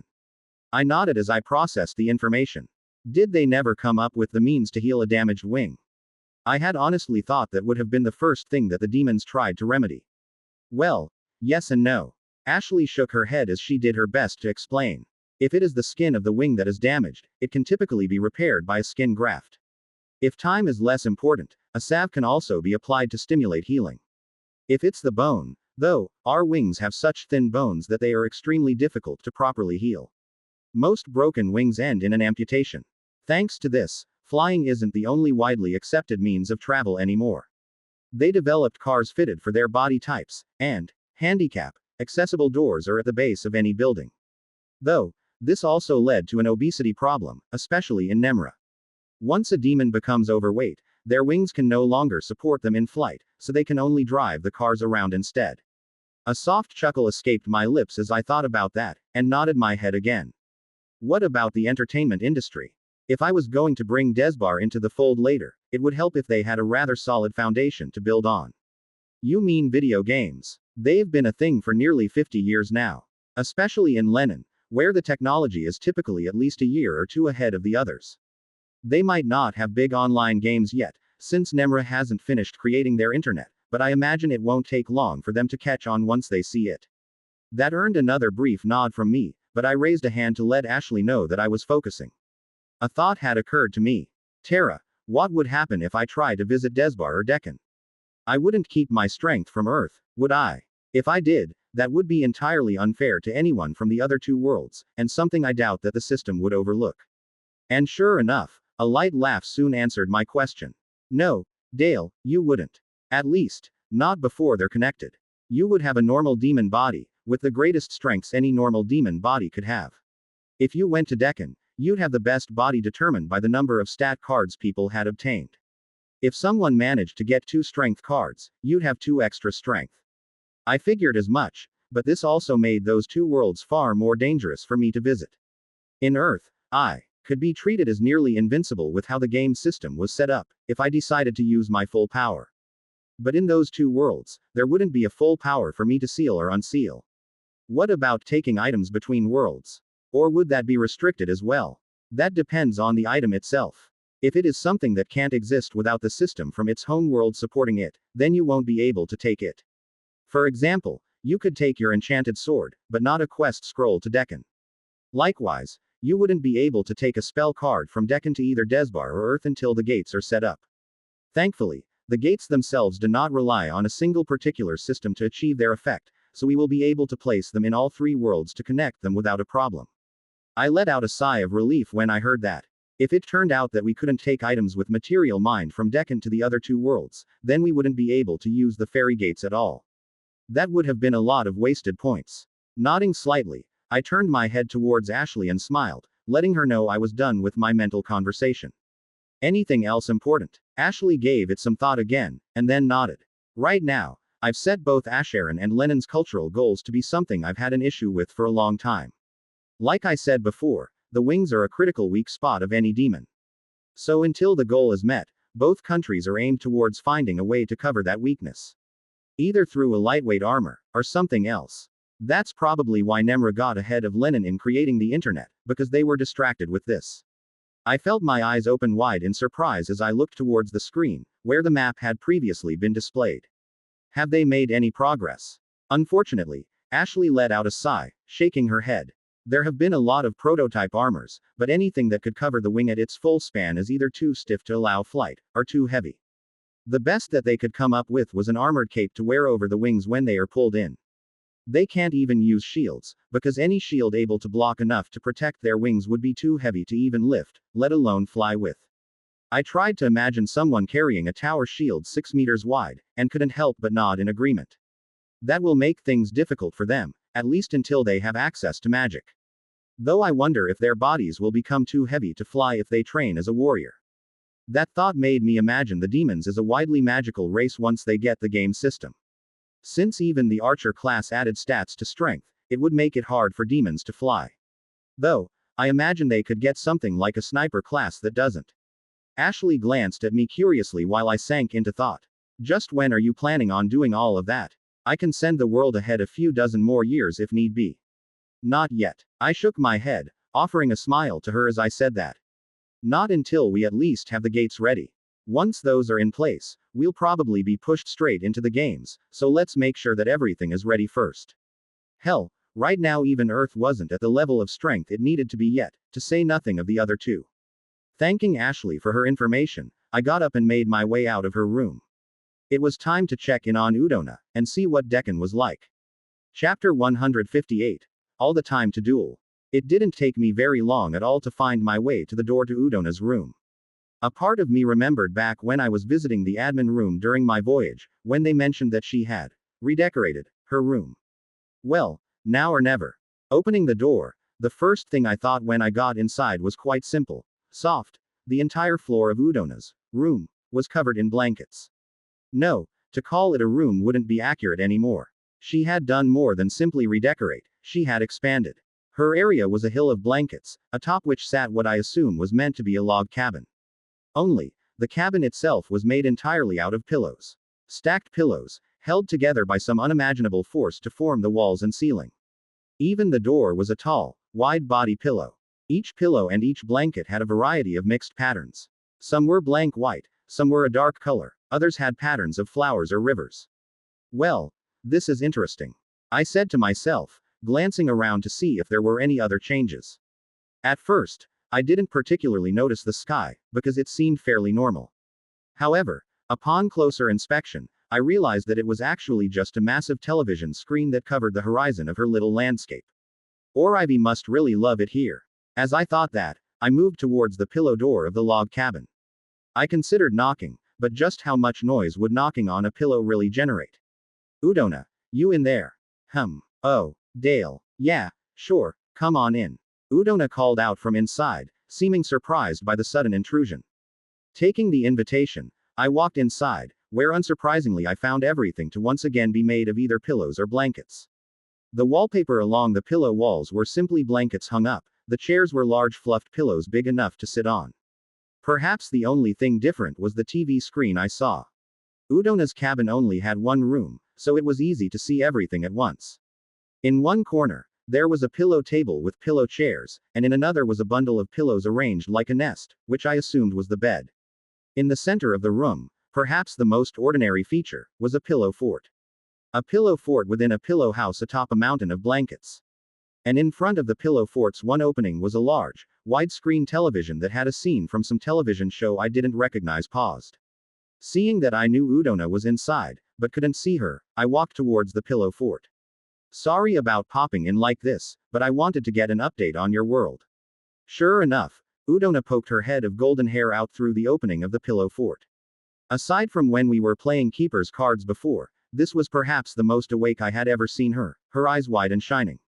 Oh, didn't expect you to come around about that for a while yet. Well, thankfully I have learned a few interesting things, though the world itself is still in the Stone Age. As she said that, she pulled her head back into the fort, and stuck a hand out to usher me in. Raising an eyebrow, as the pillow fort was clearly not big enough for two, I moved closer. Once I lowered my head and squatted down to crawl into the fort, I was surprised to find that it led into a rather large room. This room appeared more like a theater than anything else, and one not made of either pillows or blankets. Rows of seats sat facing me, Udona in the front row at the very middle. The entrance that I was crawling through seemed to be the viewing window for the television in front of the fort. Okay, I'll hand it to you. This is creative, I muttered, moving to sit in one of the seats next to her. So, you were saying. Ah, right, Udona nodded, seeming a bit distracted. Sorry, I was organizing something. She lifted a hand, inside of which was a remote, and pressed a button. On the screen outside the fort, which now looked positively massive, the anime scene faded. Instead, there was a rather ordinary-looking, large wolf frozen in time walking through a forest. So, I have been spending the last couple days researching into the possibilities and limitations behind the systems we set up Decan with. And I've found a few things. Tricky little secrets, hidden away behind the system's explanation of the cards. Udona grinned mischievously, as if she were a child solving a mystery. First, the cards that are dropped from the bodies of the dead are not really random at all. Well, they are in a way, but not as one might expect. Take a look at this. She hit another button on the remote, and an information panel appeared in front of the wolf. Feral wolf. Soul elements. Fire, shield, sphere, summon, fusion, agility. See, those soul elements are the big secret, that you won't even notice until after you buy the system. Every creature, man and beast, has random soul elements when they are born. The higher on the list the element is, the more likely you will get that card. For example, killing this wolf would most likely give the fire element card. But that's not all. The way the cards are captured are quite ingenious. In Decan, I noticed that there is a peculiar new energy type, one that doesn't exist on Earth. It is found in all things, and suffers none of the typical rejection that other energies exhibit. However, I haven't found any way to merge it with mana yet. So it might be a solitary element like divine energy. Anyways, what this energy represents seems to be space as a concept. Whenever someone wishes to store an item, and that item is neither too heavy for their control, nor attended by someone else, the energy warps that item into a small pocket space, leaving behind the card as the key. Once someone wishes to release what is inside, the card opens the pocket space and deposits the item once again. Now, when the object to be stored is a recently deceased creature, the process of storing the card has a chance to carve out one of the creature's soul elements while it is being stored. The storing process itself destroys all of the soul elements, so the only way to make use of it is on the first try. But if it works, that element is carved out and stored in its own special space. As she spoke, the scene of the wolf shifted, and a card appeared to cover the screen. There was no writing on the card, just an image of fire. I'm sure language will be added in once people develop an understanding of it themselves, but that is what the fire element card looks like now. That card connects to a separate space, which generates a magical energy until full. Once full, the energy can be used to call out the element of magic, and either add it to a sequence for a spell, or be used in its raw form. Once depleted, the magic takes time to recharge. It's hard to properly gauge the mana costs, since they don't have such clearly defined mana numbers as on Earth, but if I had to guess, the cards only use about 1/10 of the mana that a similar spell would take on Earth. On the other hand, the inhabitants of Decan can only expand their mana pool through training manually, since they don't gain levels. Unless they get the extremely rare comprehension card. It took me several long moments to process all of the information she had rapidly explained. And when I had finished, I saw her looking at me with a smile, as if expecting to be praised. You really put a lot of work into your research, don't you? Udona chuckled lightly, nodding her head. I've been sending in incarnations and constantly fast-forwarding until their deaths. Each lifetime takes about a minute, and then I spent a while studying the information. For your information, I've only ever found one comprehension card. With it, I was able to gain mana roughly equal to a 10th level mage, after several years of mana training. Well, at least it was a relief that those cards were so rare. If stat cards actually became more common, then the people of Deccan would grow even stronger than the ones on Earth. And that's before they even get any game system. Alright, anything else you can tell me? I glanced towards her, having a feeling that there was more to this. Well, there is a little. Since I am able to identify the possible soul elements in a target, I can easily hunt down the cards I want. I've found out how fusion spells work. Like normal magic cards, they hold a dimensional space, constantly filling with energy. However, a card that has been through fusion has a larger space, growing bigger with every card sacrificed in the fusion. This means that it takes longer to fill up, has a higher mana cost, but also that it is more powerful. As a drastic example, I combined 19 fire cards into one with the help of 2 fusion cards. Each has a limit of 10 cards to fuse, see. Anyways, 19 is the absolute limit. Because third tier cards aren't unlocked, trying to put in one more after that causes the card to explode, which killed that incarnation. But, back to the point. 19 fire cards had 19 times the space inside of them as one. The fire that it pushed out was able to burn a hole through a cave wall, and one of my incarnations. Okay, I lost a lot like this. Udona shook her head, as if trying to cleanse a bad memory. But remember, 19 is a hard limit. Whether they are the same, are different cards. 6 fire, 3 shields, and 10 heals was another maximum power card, creating a shield of fire around me while quickly stitching together skin and bone. Add in a 20th, and boom. That one actually made her laugh lightly, as if the memory was amusing. Different cards even have different values, so you have to study each one to figure out how strong it is. Let me show you. Udona hit another button on the remote, turning the television off. Then, with a wave of her hands, she produced a series of floating cards. I've been collecting these whenever an incarnation died and left them intact. With that brief explanation, she passed one of the cards to me. Take a look. When I did so, an information window appeared in front of the card, making me thankful that I would be able to use this to cheat in the Deccan world. Magic element. Light. Tier 2. Value 3. On the front of the card was a shining ball of golden light, much like the sun if it were in front of a black background. And, on the back of the card was an image of Udona herself, smiling outwards towards the viewer. So, if I get this right, this card would have a total value of 12. Udona gave a small nod at that. Right. Once it hits 10, the tier goes up by 1. By the way, it is actually possible to get cards with a value of 0. But, they're trash, and take 5 just to turn into a value 1 card. The only thing that they can do is add very minor effects to spells without taking a full value's worth of space. I nodded slightly, glancing over towards Udona. Have you experimented with summoning, or enchanting yet? Hearing that, she pouted slightly, and stuck out her tongue in complaint. Like I said, I wasn't expecting you so soon. I asked Tubrok to make me some items I can test enchanting with, and my current incarnation is hunting down creatures with the summoned soul element to farm a few of those cards. I gave a small chuckle, shaking my head. Alright, keep me updated. And thanks for the information, it looks like your world will have quite a lot of room to grow in the future. I waved my hand towards her while she nodded happily, and saw her appear to zone out as I transported myself back to my room, likely to return to her studies. I was surprised with just how passionately she was behaving with this. Chapter 159. Underworld and Underdeveloped. Before I decided to go back to work on maintaining Earth, I thought that there was one more person that I really needed to talk with. Irena, do you have a moment? She was perhaps the person most affected by the addition of the extra worlds, and I wanted to make sure that I wasn't pushing too much work onto her. If I was, I could rework the afterlife system for Desbar and Deccan. Of course, Dale. Where would you like to meet? I glanced back towards Leowin, who was still curled up asleep on the bed, and moved towards the door. Living room, all right. By the time that I arrived in the living room, Irena was already sitting on the couch waiting for me, her wings lifted up over the back of the couch to allow herself to get comfortable. She offered me a small smile when I arrived. What did you need to speak to me about? I gave a small sigh, moving to sit next to her on the couch, and turned to look at her. Well, I wanted to check how everything is going for you in the underworld.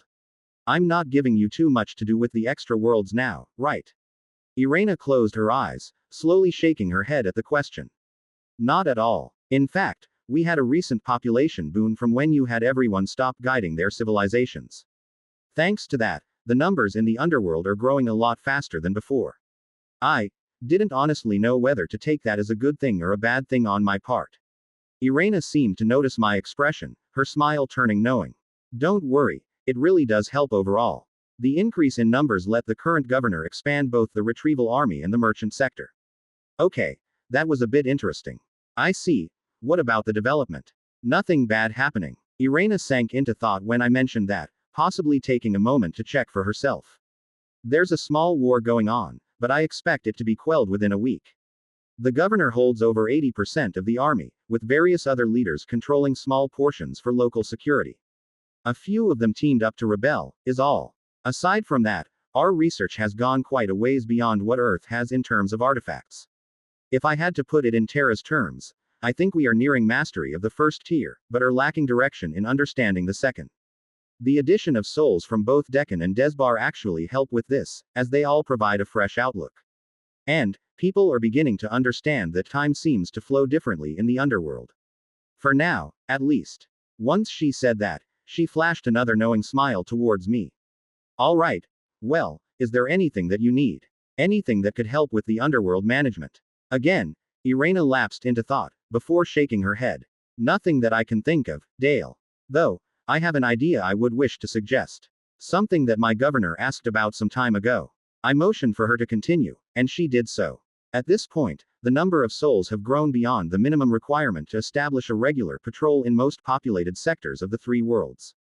Especially with Deccan and Desbar advancing time beyond that of the underworld itself, our numbers practically exploded at that time. My governor presented me with a request, asking if it were possible to use the spirits and the diva to guide the living. Not in overly obvious ways, more subtle. For instance, those who have family that are still living could enter their dreams to offer advice. He tested this privately, and it was proven that spiritual energy can be used to enter the dreams of a sleeping individual. Another idea is to have the diva appear in the dreams of a researcher, and offer knowledge from the underworld to help them advance. Once she had finished explaining, Irena looked at me with a very business-like expression, as if it did not particularly matter to her one way or the other if these suggestions were approved. I crossed my arms in front of myself, lowering my head as I thought about these suggestions. I don't want the underworld to become a power that politically affects the living world, so there can't be anything like them appearing before nobles or royalty. And they would have to know what information had to be kept secret, so the people who get to do this would have to be strictly trained beforehand. Irena nodded marginally upon hearing the answer, and closed her eyes, likely relaying it to her governor. One other thing, I asked, a thought occurring to me suddenly. When she opened her eyes to look at me, I began. Have your people had any luck manifesting a physical body with their spiritual energy? She gave another nod at that. They have. Several high-leveled soldiers on patrol have manifested a physical form as experiments. Since they have not been permitted to interact with the living, there hasn't been any particular use for these forms. Especially since using them reduces their combat strength drastically. Makes sense. Well, there goes the guardian angel idea I was thinking about. If the combat strength of a spirit is low after materializing, they can't be used to protect people from life or death situations. Though, that did get me thinking, and I pulled up the market window to look at something. Or to be more specific, to look for something. Irena, another idea, this one for a class 1 I'm thinking about creating. Her head shot up as she heard that, interest suddenly clear in her eyes. Since the beginning, spirits typically only had access to 2, maybe 3 classes if they were lucky. What do you think of a guardian spirit class? A class that is specifically built to protect the living from harm. After designating either a person or a location, they become its guardian. They wouldn't live in the underworld with other spirits, but in the living worlds. And in order to sustain themselves with spiritual energy, they would take from those they protect. The goddess of death raised a curious eyebrow as she considered that. It could work. But, wouldn't the feeding process ultimately harm the people that the Guardian is meant to protect? Possibly, but I don't think that will be an issue for Earth. If I understand the system properly, it would divide the tribute among the number of people being protected. So, if someone were to protect a city of thousands, then it would not even take 1% of a single unit of energy to maintain them each year. As for a personal guardian, they would mostly be there to ensure that someone survived long enough to become strong and able to take care of themselves. That implies gaining levels, which would replenish their spiritual energy. Hearing my explanation, Irena offered a small nod of understanding. I can see that working. A spirit specifically designed to be able to manifest and fight normally, by borrowing the powers of those it wishes to protect. To be honest, it was something that I was surprised wasn't on the market already. However, in a way it made sense. It was already possible for spirits to manifest to protect people, this just turned it into a class specialized for that. Since Irena seemed to agree that it would be a good idea, I went ahead and submitted it to the system. Unsurprisingly, the class only cost 10 points as a base price, meaning I'd only be getting a single point in royalties from it. However, this could become a big help later on. A guardian spirit could become a key defense in the Keeper games, I think. Alright, next time you speak with your governor, tell him to begin a training program for guardian spirits. Their primary jobs for now will be to defend against monsters, not people. We don't need them getting slaughtered in the wars of the living. Irena offered a small smile and a nod. Already done, Dale. I expect that we'll be seeing results from this shortly. I gave a small nod as I heard that, agreeing with her assessment. Alright, then I'll be speeding up Earth soon. I've been forced to realize lately just how lacking it is compared to where it should be. If we want to be able to compete later on, our level of magical engineering has to grow by a lot. This was actually very true. From the voyage I had taken, I saw plenty of things. I saw how it was possible for enchantments made of Tier 1 and Tier 2 magic to withstand the blows of powerful monsters. However, such enchantments were so rare, and only placed on those important ships. Aside from the items we got in the dungeon, very few members of the crew had a single magical item on them. Before the world is ready to fully move into the third tier, I think that there are some things that need to be done. Magical weapons that can be mounted on city walls to defend against monster invasions, long-range communication artifacts, maybe even an item to allow for flight. From what I could tell, all of these would be possible to create with enchanting. And more importantly, enchanting was such an easy thing to mass produce, as long as you had the mages for it. Irena and I exchanged a few words, before I left back to my room. Leowyn seemed to just now be starting to wake up, slowly rising from the bed as I entered and rubbing her eyes. Hello, father. How long was I asleep? I shook my head with a small chuckle at that. Not sure. I keep forgetting to add clocks around the place. Though can't say I'd easily be able to read them anyways, standard time can get confusing if you're not used to it. Leowyn looked blankly at me, clearly not understanding what I meant. She hadn't been there when I had discovered about Keeper Standard Time, so the only method of tracking time that she was familiar with would be that of Earth. Well, what are we going to do now? I was thinking of fast-forwarding a while. I answered honestly, while sending a heads up to Ryan. Out of anyone, she would be the most useful in solving the missing symbols to finish our Tier 1 and 2 magical knowledge. Want to watch? Leowyn smiled slightly, moving towards the edge of the bed and rising up from it. After nearly falling back down, she laughed and made her way towards me at my desk. Sure. I opened up the culture window, while also keeping track of my point balance. After collecting my royalties, and the accrued cultural advancements, I was brought up to just under 3,000 points again. And most of this seemed to be recent, with dozens of keepers buying the new card law and card magic systems. I felt a small sigh of relief escape me when I saw my balance shooting up like that, since I was about to need to spend it like crazy. Going through each of the 6 continents, I chose one kingdom each to spend 100 points on, focusing their future development on magical research. And yes, I was a bit biased and chose the Elven Kingdom where my host was staying for theirs. Given what happened before, I wasn't sure the Western Kingdom Heteros would be able to survive much longer. With that out of the way, I set several alarms, marking various benchmarks of cultural development and finally hit the great fast forward button.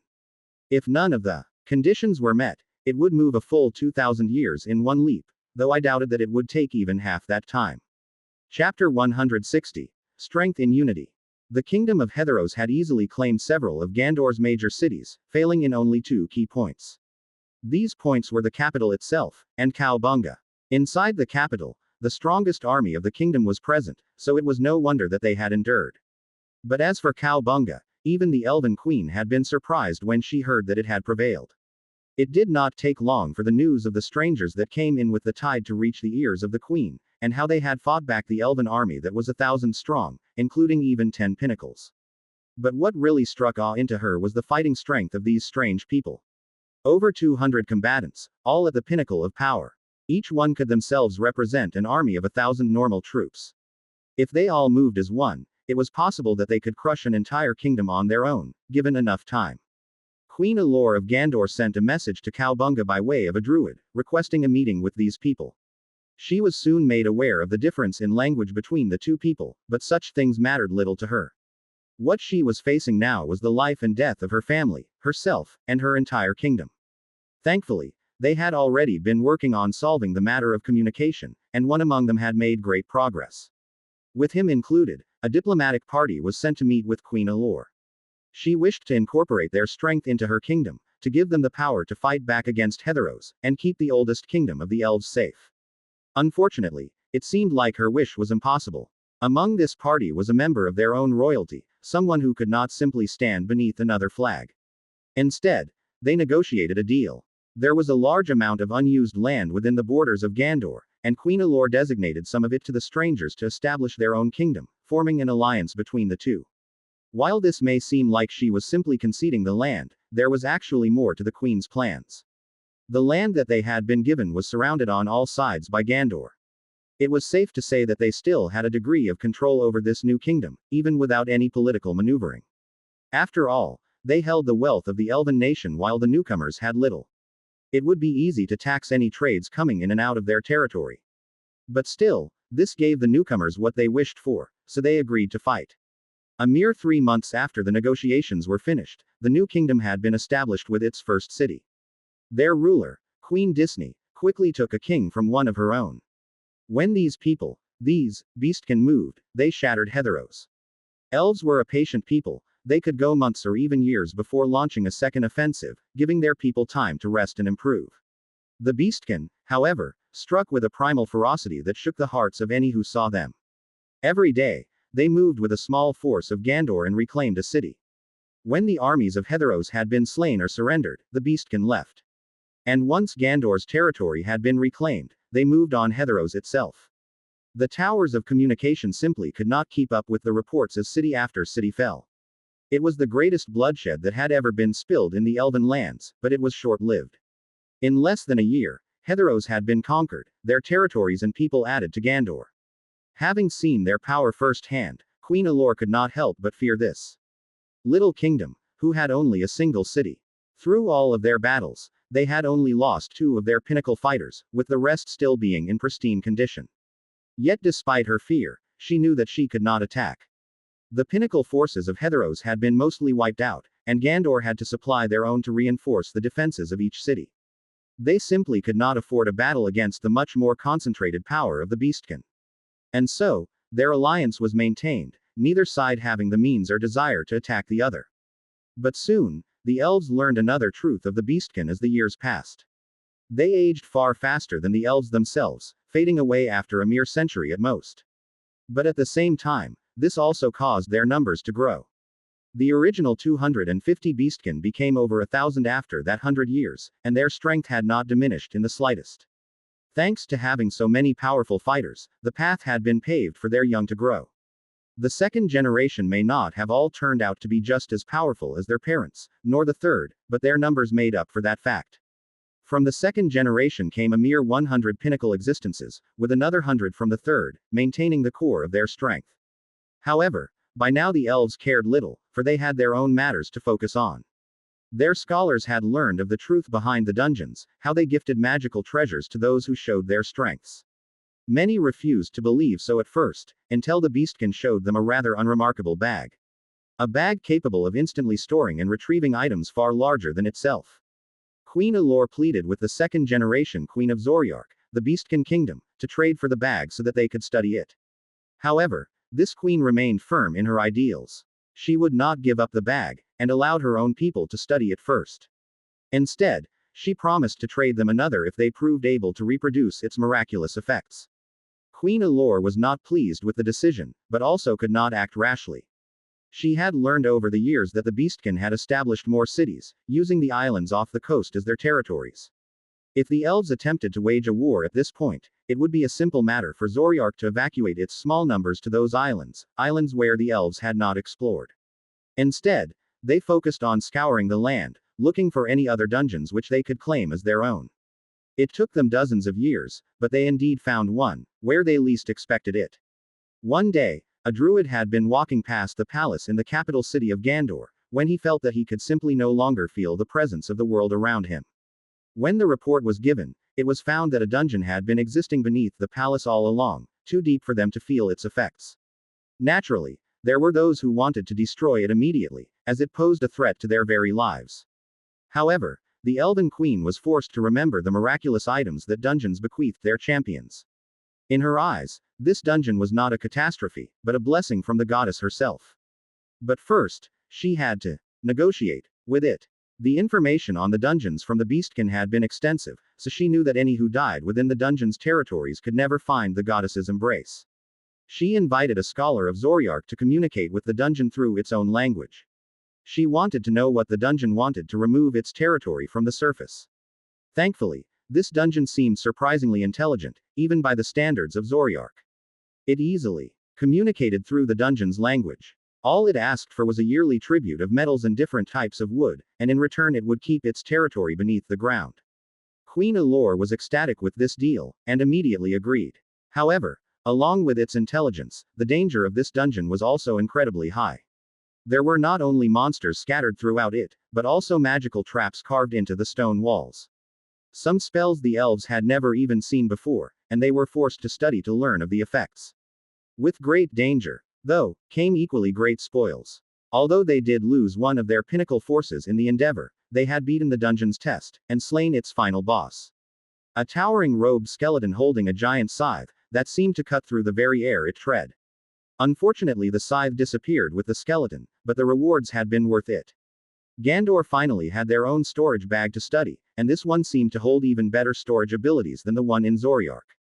Now, Gandor spent all of its efforts on developing these magical treasures, every year sending another expedition to the dungeon to harvest more rewards to study. Blank, underscore, blank, underscore underscore. Ryon. I mumbled inwardly, calling the goddess of magic. I had noticed the various spell diagrams formed along the cave walls of Gandor's dungeon, as well as a massive complex below the final boss room. A wide area that looked very similar to the spell testing area that Ryon set up in the admin room. Is your main dungeon beneath the Elven capital? Maybe, she asked, though I could feel a trace of guilt in her voice. Don't worry, though, I always made sure to stay down below the active area of the dungeon. There aren't any paths leading to my testing chamber, so they shouldn't be able to find it. I couldn't help but give a small sigh, shaking my head. However, soon, the rapid progression of the world below suddenly halted. One of my alarms had been triggered, after 287 years. Unfortunately, it was not one of the magic-related alarms. An unidentified race has ascended to sapience. At any point, you may purchase them into the system of your world. Until such time, they will be treated as typical monsters, and will be unable to access various systems of the world restricted to registered life forms. I had nearly forgotten about the underwater species that we had almost encountered during our voyage. And part of me was curious as to whether I should invest in them. They did not seem to be an amphibious race, so they would only ever exist underwater. However, those thoughts soon left me as I looked at their racial scores. Race name. Unclassified. Comprehension. 35. Agility. 30. Strength. 25. Lifespan. 50. Luck. 12. Awareness. 22. Male.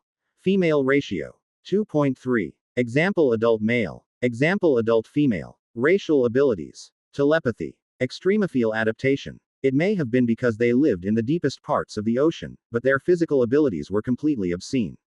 Even their mental abilities were remarkable. Although they could never properly interact with those on land for extended periods, their stats made even a newborn equal to a high-level human. I had been considering buying an amphibious evolution for them, but if I did that, they could just wreak havoc on the world with this level of power. Their only real weakness was a short lifespan. Perhaps thankfully, they also had a rather obscene cost to go with this level of power.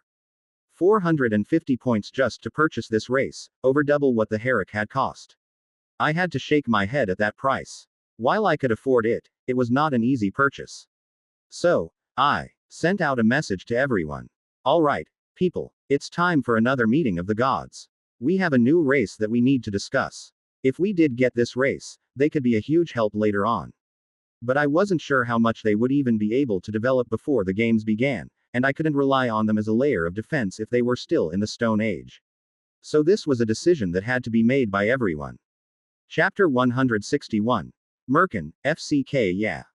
After sending the message to everyone to meet in the living room, I turned to invite Leo into the meeting as well. Thankfully, she seemed rather interested in her first, proper, godly meeting. The closest that she had experienced so far was the meeting where I had hosted the tournament, which has been the only time where everyone had attended without exception while she was there. Because of this, she didn't choose to enter my spiritual realm, but instead walked next to me while I walked. By the time that we had arrived in the living room, it had already been completely remodeled once again. A large round table sat in the otherwise empty room, with 12 seats and a large pile of blankets spaced evenly around it. The only other decoration in the room was the family picture that still hung upon the wall. Remodeling every time we have a meeting is a bit of a waste. I muttered as I approached one of the two empty seats, everyone else having already gathered. Naturally, Leo-in went to sit in the other, leaning against her mom that was sitting next to her. Tara, think we could just keep the room around this time, and make another living room? The catgirl to my left nodded with a light laugh. Of course. It'll be set up by the time we leave. So, what are we meeting up for this time, bro? Ivy called out excitedly from the other side of Tara, leaning forward to glance at me. Is it about the mermaids? Did they finally evolve? I gave a small nod towards Ivy, who cheered happily at that. That's right. There is an underwater race that has recently evolved. However, their level of power puts even the Herrick to shame. If we are judging them by levels, then currently a single one is comparable to a level 200 human. There was a light gasp from a few of the attending gods and goddesses at that, while Baihaina carried a more pensive expression. Obviously, we're not here to talk about whether or not they should get their own god. I'm already the goddess of the ocean, and we decided previously that these new races won't get their own. Irena suddenly spoke up after Baihaina, quietly adjusting her glasses to fit better on her face. So, we are to discuss whether to allow them to have access to the system in the first place. It must really be extreme if you are taking such considerations, so could you show us their statistics? Another nod later, and I had created a small projection over the center of the table, displaying the appearance of the new race as well as their racial power and cost. My main fear is that they will be able to take advantage of the system to adapt and become amphibious. If they can safely travel over both land and sea, with their strength, nothing would be able to stop them. It would be a completely one-sided slaughter if they became hostile towards any race. Ryan let out a low whistle as she looked at the race's price. And they aren't cheap either. If we consider that we are still waiting for magic to get caught up in terms of tiers, and that we might need to purchase the third tier for it later to finish the gates, I'm not sure if this would be in our budget. It's obvious that they won't have time to develop enough civilization to earn back their costs by that point. Akalia turned her head to look away from the projection and towards Tara. Would their adaptation trait allow them to adapt to life on land as well? Given that she was the one always providing me with information about monsters, it was a bit surprising that she asked this. However, Tara simply shook her head. That's not how that trait really works. It'd be more accurate to call it evolution, instead of adaptation. As long as one of them spends long enough in a new type of environment, their future offspring will find the area habitable. This would mostly apply to temperature and water salinity for their case. Since they can't breathe above water, then naturally they can't stay long enough for their trait to kick in. That had been one of my biggest concerns, so I let out a sigh of relief when I heard the answer. Okay, then the issue at this point becomes their price. Even if they do rule the oceans, it won't be as terrifying as if they could also cross onto land. Well, how much is that third tier of magic going to cost? Kellyope asked, leaning back against her chair. Her arms crossed beneath her chest as she glanced around the room. We gotta know how much we can afford to spend, right? Hearing her question, I smiled slightly in agreement. Third tier knowledge requires 1800 points. Currently, we have just under 2200. If we bought this race now, we'd be just short of buying the third tier system. However, by the time we are ready for it, we should have enough. Calliope gave a satisfied nod, while Tubrok let out a loud humph. But that's not all, is it? We also need the third tiers for the other energy types as well.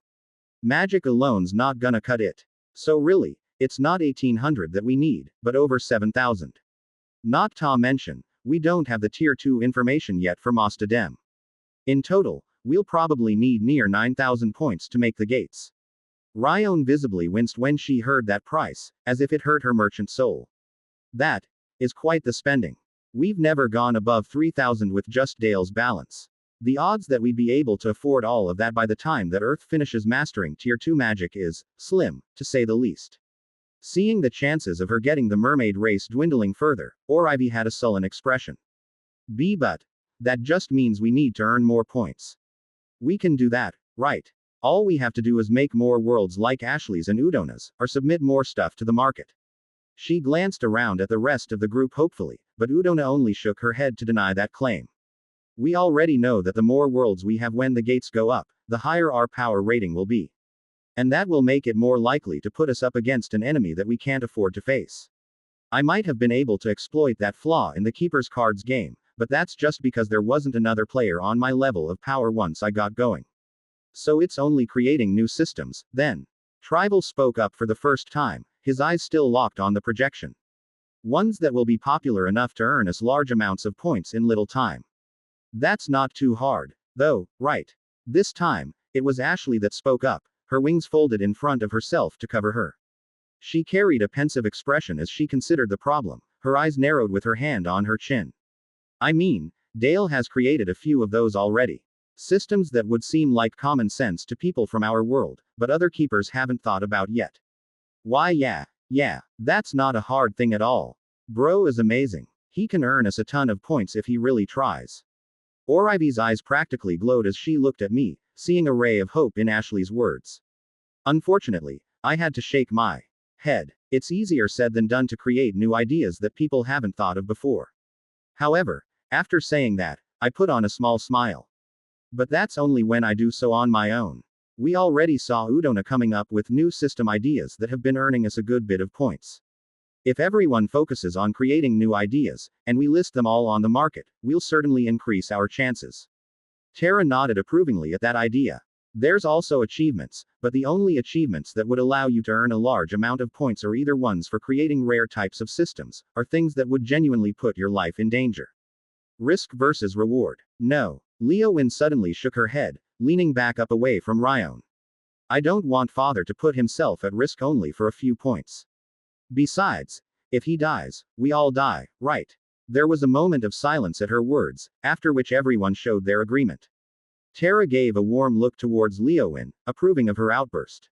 I don't want Dale to put himself in danger either. I was just listing options. Thanks to what I am, I can't help with creating new systems. All I can say is whether or not an idea already exists. The golden-haired kitsune had a somewhat troubled look on her face. I'll help with new ideas as well. But, can we make sure to get tier 3 cards for my world, when it's time? If they are stuck with only second tier cards, that will make them fall behind the other 2 worlds that are learning third tier magic. That's fine. I easily agreed to that request, as it did indeed make sense. If her world fell too far behind in terms of power, then it could simply be conquered by the others and used as a harvesting site for the cards. In order to properly maintain balance, they needed access to the same level of power, or at least close enough so as not to overwhelm the other.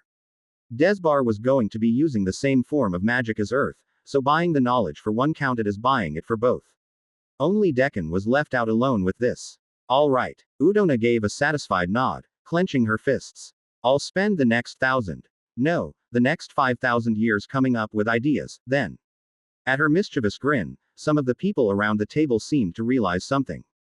Udona had been taking advantage of the accelerated time on her own world to use for studying, much like they had done for their own uses.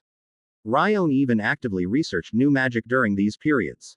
Couldn't they then also use this method to have more time to develop ideas for the keeper market? Oribe sent a happy thumbs up towards Udona at that, before turning to look at me again. So, with that settled, we can afford to get the mermaids, right? I felt a quiet chuckle escape my lips as I saw her eager expression. Rather than responding, I directed my eyes towards Ryon, our very own accountant. Oribe looked at her as well, and the elven goddess gave a brief nod. Right away, Oribe jumped up out of her chair with a cheer, throwing her arms up into the air. But we can't call them mermaids. I spoke up finally, and Oribe visibly deflated. That just gives people an image of females. Mermaids and mermen, right? So, we can call them merfolk, or merkin, or something else entirely. Ah, all right. Oribe still had a pouting expression as she heard that, but nodded her head in understanding. Nobody at the table was able to come up with a better name for the new race, so it was ultimately put to a vote. With a final result of 7-6, the name was decided as Merkin.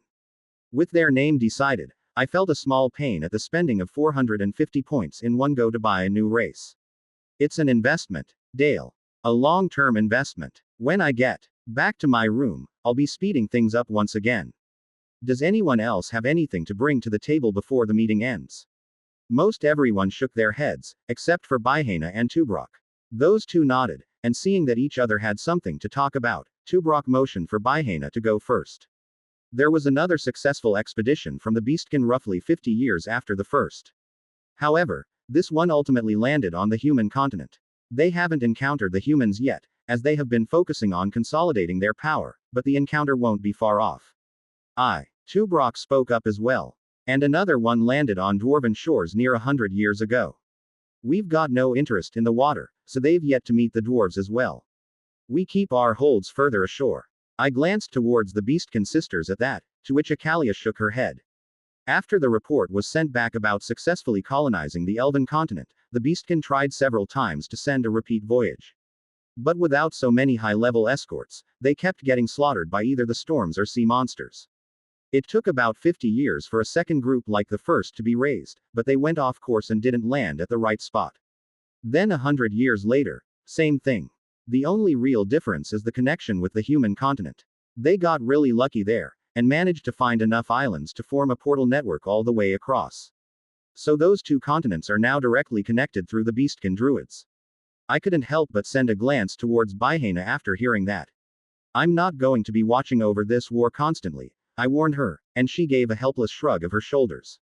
Given the violent nature of the humans, the fact that a war was going to happen was inevitable once the two races met. Don't worry, Dale. I'll keep an eye on my people to make sure they don't break the rules. I can count on you sisters to do the same, right? She asked with a warm smile towards the four Beastkin sisters, who nodded their heads. I'll let you know what happens with their encounter once the time jump is complete. I sighed silently, nodding acceptance at her words. Then, if there's nothing else, everyone's dismissed. If you come up with any ideas for the market, write them down and submit them to Tara so she can determine if it is acceptable to put on the market. Tara, any that aren't already up you can pass to me to submit. Everyone stood up from the table at the dismissal, many rushing back to their own rooms. Today, I would meet the foe that all men dread. Today, I would face paperwork. Chapter 162, A War on Economy. When I got back to my room again, I once again resumed the great fast forward.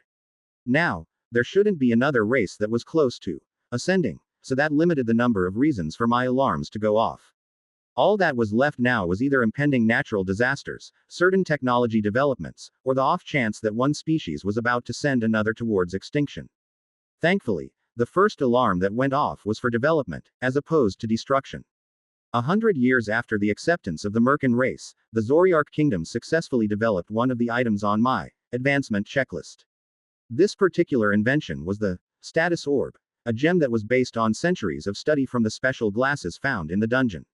Much like the item which had been presented at the first keeper meeting that I attended, this was an orb which displayed the status of whoever held it.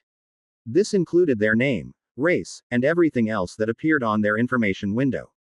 In essence, what it did was to summon the window, but make it visible to everyone instead of just the person using it. It seemed like this item could be made from the cores of most monsters mixed with some other materials and enchanted, so Zoriark was already beginning to mass produce them as soon as the first prototype was successful. Thanks to that, I was able to fast forward 5 years to when the production had really taken shape, and snatch one for myself. I needed to be aware of the potential risks this would have for me later down the line, so I had to test the orb myself to see how it reacted with my keeper levels. Thankfully, it seemed like the system still had some consideration, and the orb didn't reveal any of my keeper information when I had it sealed. If I unsealed class levels or stats, the information on the orb would reflect it. And after spending another 30 points to run a quick test, I was relieved to discover that this worked for the world host as well. Whenever I was possessing a host, the status orb read my name as the name I assigned the host rather than my own. This made me feel much safer for the future, as otherwise I would have had to avoid anyone who used these orbs to test a person's identity. With that taken care of, I again allowed the world to continue. Though, this time it only lasted a mere 20 years before the next item on the checklist was completed. To my surprise, the item finished this time was one that I hadn't expected to be completed until later on. The key cannon, a defensive fortification which allowed a user to launch projectiles at an enemy target powered by their key.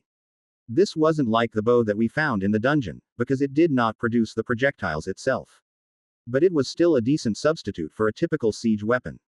And unsurprisingly, it was the humans that developed it. From a quick glance, it seemed that their war with the Beastkin was still raging strong. Shaking my head, I hit the fast forward button once more. The next item that appeared was actually one of the more crucial ones that I had been waiting for, and would offer a great degree of safety in the future. A natural energy disruptor, something that can destabilize the natural energy of the surrounding area.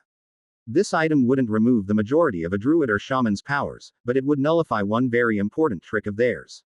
As long as the device was active, druids wouldn't be able to establish a stable portal within its area of influence. And once again, this had been developed by humans. I watched as item after item from the checklist was completed. Some of them were as close as months apart, while others made me wait for over 100 years to pass. By the end of the 2,000-year limit, nearly half of my list had been completed. Thankfully, this included one very important achievement that I had been waiting for. Congratulations! You have earned a new achievement. For allowing your world to fully develop and explore the first tier of a branch of research for the first time, you have earned the Patient Achievement. Plus 20 points. I was honestly a bit surprised when I received this achievement, because Irena had told me that she thought the underworld had already mastered the first tier of spiritual energy. It seemed like the system still found their understanding lacking, because the energy from the achievement was instead mana. Still, this meant that I was one step closer to getting the full Tier 2 information completed. And now, it was time to handle the paperwork and reports. Bihana, you're up. Progress report on the war. Nearly 2,000 years had passed, so I refused to believe that they were still as hostile as when they first met. Yet, Bihana's words offered me no comfort. They're not quite as bad, now. Around 500 years ago, they came to a sort of mutual understanding. It was by no means a truce, but rather, you don't come near me and I won't go near you. Right now, people from either side that are captured by the other are treated as prisoners of war and slaves for the other. The Beastkin were against this idea at first, until they saw their own people with their ears and tails severed in an attempt to make them look more pleasing to the eyes of the humans. I felt a shiver run down my spine as I heard that information. I had seen firsthand how a typically peaceful people like the halflings could become absolutely vicious with the right provocation. The fact that they hadn't launched a full-scale offensive against the humans was already surprising. Have there not been any efforts to establish peace between the two races? I tried for a few lifetimes, but people wouldn't hear of it. Any kingdom that was seen being friendly towards the feral tribes was deemed an enemy of humanity and attacked by all others. Sorry, Dale, but I think it'll take a bit longer for these two to get along without divine intervention. I gave a brief, silent nod at that, closing my eyes and rubbing my forehead. Thankfully, Leowin was preoccupied at the moment, having run off with Orivy to play after the meeting. So I was alone in the room for now. Let's wait until the second tier of magic is complete. If they can't get along by then, we'll step in. By that time, it would be close enough to the time to install the gates that a stepping in wouldn't cause as much of an impact. Besides, as much as I hated to admit it, war does stimulate growth. Over half of the new advancements in technology were first pioneered by either the humans or Beastkin over the last 2,000 years. Opening up the map, I found that the other races had also begun to move. The Beastkin had made contact with the dwarves, and although they had a brief conflict, they managed to establish themselves as peaceful neighbors. However, since the beginning of the human war, it seemed like the Beastkin didn't send out any new voyages to meet up with their people in the Elven and Dwarven lands. They were too busy fighting the humans to devote their strongest fighters to escort ships again. On the other hand, the elves and dwarves had actually managed to meet, their continents fairly close to each other. As both sides had made friends with the Beastkin already, it became a simple matter for them to form their own alliance. And with the short distance between their continents, it only took them finding two islands between them to use as relay points for druids to connect them. For the halflings and centaurs, they had yet to leave their conjoined continents. This made it so that the only race that had not met any of the others so far were the Herrick, as even the Merkin had met seafaring travelers from time to time. I could practically see the day on the horizon when the four Beastkin goddesses would unlock their next domain by meeting the last two races. All right, Terra, bring in the paperwork. I sent out while a groan escaped my lips. They had been developing their system ideas for nearly 2,000 years, more if they borrowed Deccan to accelerate time even further. I could only dread how many system ideas were about to appear in front of me. As soon as the message was sent out, a thick book appeared on my desk. New-ish System Ideas was the title printed on its dark cover, written in shining golden ink. It was a lot less than what I had expected, seeing as my room was filled with neither filing cabinets, stacks of paper, sticky notes, or a never-ending series of computer files.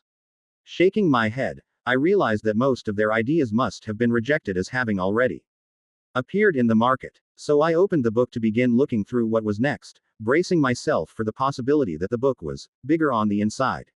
To my relief, there was no explosion of pages filling up the room. Terra had not taken the opportunity to pull a prank on me, and had rather given a professionally organized report that actually made me think she got Irena to help her. There was even a table of contents on the first page, giving the names for every system idea that appeared within the book. Spiritual Wanderer class, Soul Binding Method, Card Capture Gun. I read over the list, which was offered in no discernible order. There were a few dozen systems in total, though most of them weren't anything that would fetch too much in royalties. In general, most of the ideas didn't seem like something that I would be interested in adding to Earth, simply because they didn't fit my idea for it. But other keepers could have different opinions, so I planned to put them all on the market anyways. There were, however, a few things that grabbed my attention. The first was something offered by Ashley. She labeled it as the class transfer system. It came as both an object and as a system in two different entries, but both did generally the same thing. They allowed someone to get rid of their own levels, storing their accumulated experience either in an object or a system window, and then pass that experience on to someone else. There was already an object for game worlds that restricted someone to a single class, enabling them to change classes, so instead she came up with something to let people transfer their classes among themselves. One downside I could see was that the memories would be taken with the experience, just like when someone ate a reset fruit. Then those memories would be given to the recipient, and they would gradually lose their sense of self. In extreme cases, it could even be possible to completely swap minds with someone, by having both parties store all of their classes and switching. This would cause a complete exchange of knowledge and memories. And that would be a rather dangerous effect to put into play. For this one, I decided to wait until I could come up with safeguards to prevent such things as that. Next up was Orivy, though this one caught my mind less because it was practical, and more because of just how much it fit her. A cuteness trait for world evolution. All creatures that evolved would be created with an aesthetic pleasing to the keeper that created them. Such things as extremely soft, rainbow-colored sheep to snakes that looked like slinkies. I doubted that anyone would actually purchase this trait, but it was indeed an amusing one to see. When I came to Ryones, I was surprised to find a new magic system outlined. This one was clearly developed with a technological world in mind. A system of magic that caused programming code to be able to influence the real world. Or at the very least, created a new programming language that could be used through machines to cast magic. I briefly considered whether I should add this to Desbar, but ultimately decided against it. I didn't want to have to spend the additional points to help them research enough to catch up to the other two worlds, so giving them this programming magic would instead cripple them. I did put the idea aside for a future world, though. Once I was finished looking through the entire book, I began the process of submitting each item to the market, one at a time. With any luck, some of them would become popular and we could meet our goal. If not, we'll just have to wait longer. After all, if need be we could simply pause all three worlds and wait for the royalties to come in more. Chapter 163. 2. Review the races. Out of the 38 systems that the deities were submitting, all but one managed to make it through to the system. It seemed that one was actually submitted by someone else before Terra delivered the papers to me. However, the system that couldn't be submitted was merely one to create a new class for the afterlife, one which would cause them to be more proficient in traveling from place to place. Given that the royalties from that class would only be 1 or 2 points per purchase, it wasn't anything worth worrying over. Instead, I chose to simply submit the rest of the items and lay down for a rest. Although it may sound lazy, but sleep was actually the most profitable thing that I could do at this point, as it allowed the time for the rest of the keepers to pass, meaning more people would be able to see and purchase the new systems.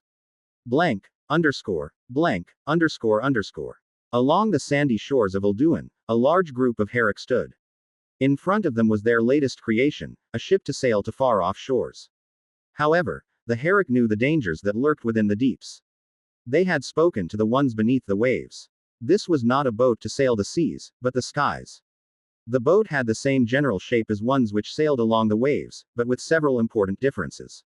It did not have a large mast atop its deck to catch the wind. Instead, on either side of the ship were 2 iron rings protruding from either side, a feeling of powerful magic coming from them. Each ring was angled downwards, halfway beneath the water's surface. Currently, the ship was resting atop the water, making it easier for a group of 30 Herrick to climb aboard. As the last one did, another stopped him. May the ancestors guide you. He spoke in a solemn tone, earning a nod from the departing Herrick. That man moved to sit in a large chair at the top of the ship, near its rear. When he spoke, his voice rang out to all aboard. Launch the flying sea. At his command, a dozen Herrick all moved to the sides of the ships, channeling power into the enchantments contained within the iron hoops. The water beneath the ship churned and began to rise up, carrying the ship itself with it. As it rose, some of the water began to break off from the mass, falling back to the sea below. When the water stabilized, it had formed 2 horizontal rings around the ship, each passing through the iron hoops. Yet, even without anything beneath it, the ship remained steady. Move us forward. The captain called out again, and the 12 Herrick sent another command into the enchantments. This time, the ship began to steadily move forward, slowly ascending above the clouds as it traveled. Blank, underscore, blank, underscore, underscore. By the time I woke up from my little nap, I found another notification waiting for me on the computer. This one was surprisingly another invention, and one from the Herrick of all people. A flying ship. A small smile crept up onto my face as I read that. It had been over 500 years since elves had developed personal flight artifacts, but nobody had been able to develop one on a larger scale yet. In my excitement, I moved to investigate the Herrick, seeing if they were moving ahead of the other races in other areas. What I found was both disappointing and not at the same time. In terms of smaller artifacts, the Herrick simply didn't seem to bother mass producing them at all. They didn't have anything like the status orb, or a personal flight artifact, or even city defense artifacts like the key cannons. Instead, their focus seemed to be on a larger scale, like this ship. They had permanent gateways established between their cities, much like a druid's portals. They had mana shields that could cover a city for a certain period, but nothing for individual use. From my investigations into the mines of Herox, I discovered the reason. Such artifacts weren't created because they were simply deemed unnecessary. They had created a personal flight artifact, yes, but only as a prototype to the flying ship. After all, most Herrick could use their own power to achieve similar effects to whatever a personal artifact could give them. I took a quick look at the voyage leaving from the Herrick shores and couldn't help but wince slightly. The Herrick were flying to the south from the southernmost tip of their continent. This would mean that they would have to go through the southern Arctic pole before they hit another continent. If they managed to withstand the biting cold, however, they would arrive in the Elven continent later. Possibly even the Centaur continent, if their course diverged a little bit. I was curious to see whether or not they'd make it, and how they would be received, but first I wanted to take a look at the other races. First up were the Halflings and Centaurs, as I foresaw them changing the least out of all of the races. And sure enough, they did not look much different from the last time I saw them. If there was anything that could be called change, it was that they had a lot more dirt roads between their cities than they used to, and that I noticed a larger percentage of their population was living inside of the cities, as opposed to wandering aimlessly. As for their magical advancement, it was practically nil. I noticed a few artifacts scattered here and there, some magical light posts to light the city at night, but nothing impressive. Well, That's 100 wasted points. I couldn't help but groan inwardly as I saw that pushing their development towards magic research had only yielded so much. Next on the list were the dwarves. I had great expectations for them, and was not disappointed. The structure of their society had changed little over the last 2,000 years, but the number and scale of their cities had instead increased. On each of their city walls, they had dozens of manned key cannons ready to attack any monster that approached. The originally shoddy craft of the dwarves had finally been refined over the last 2,000 years, and they now had finely made iron and steel. Whether it was a staff enchanted for a wizard, a sword for a warrior, or even a metal bow for archers, the assortment found in their shops was enough to put other races to shame. And of course, they had fully become drunkards, as well. Even more than their forges, their breweries seemed to be more highly regarded. I could only shake my head as I even saw a guard at the level limit passed out with a pint in his hand in one of their taverns, a pair of Ursa laughing across the table from him. It seemed that the beastkin had been well received in their society, at least.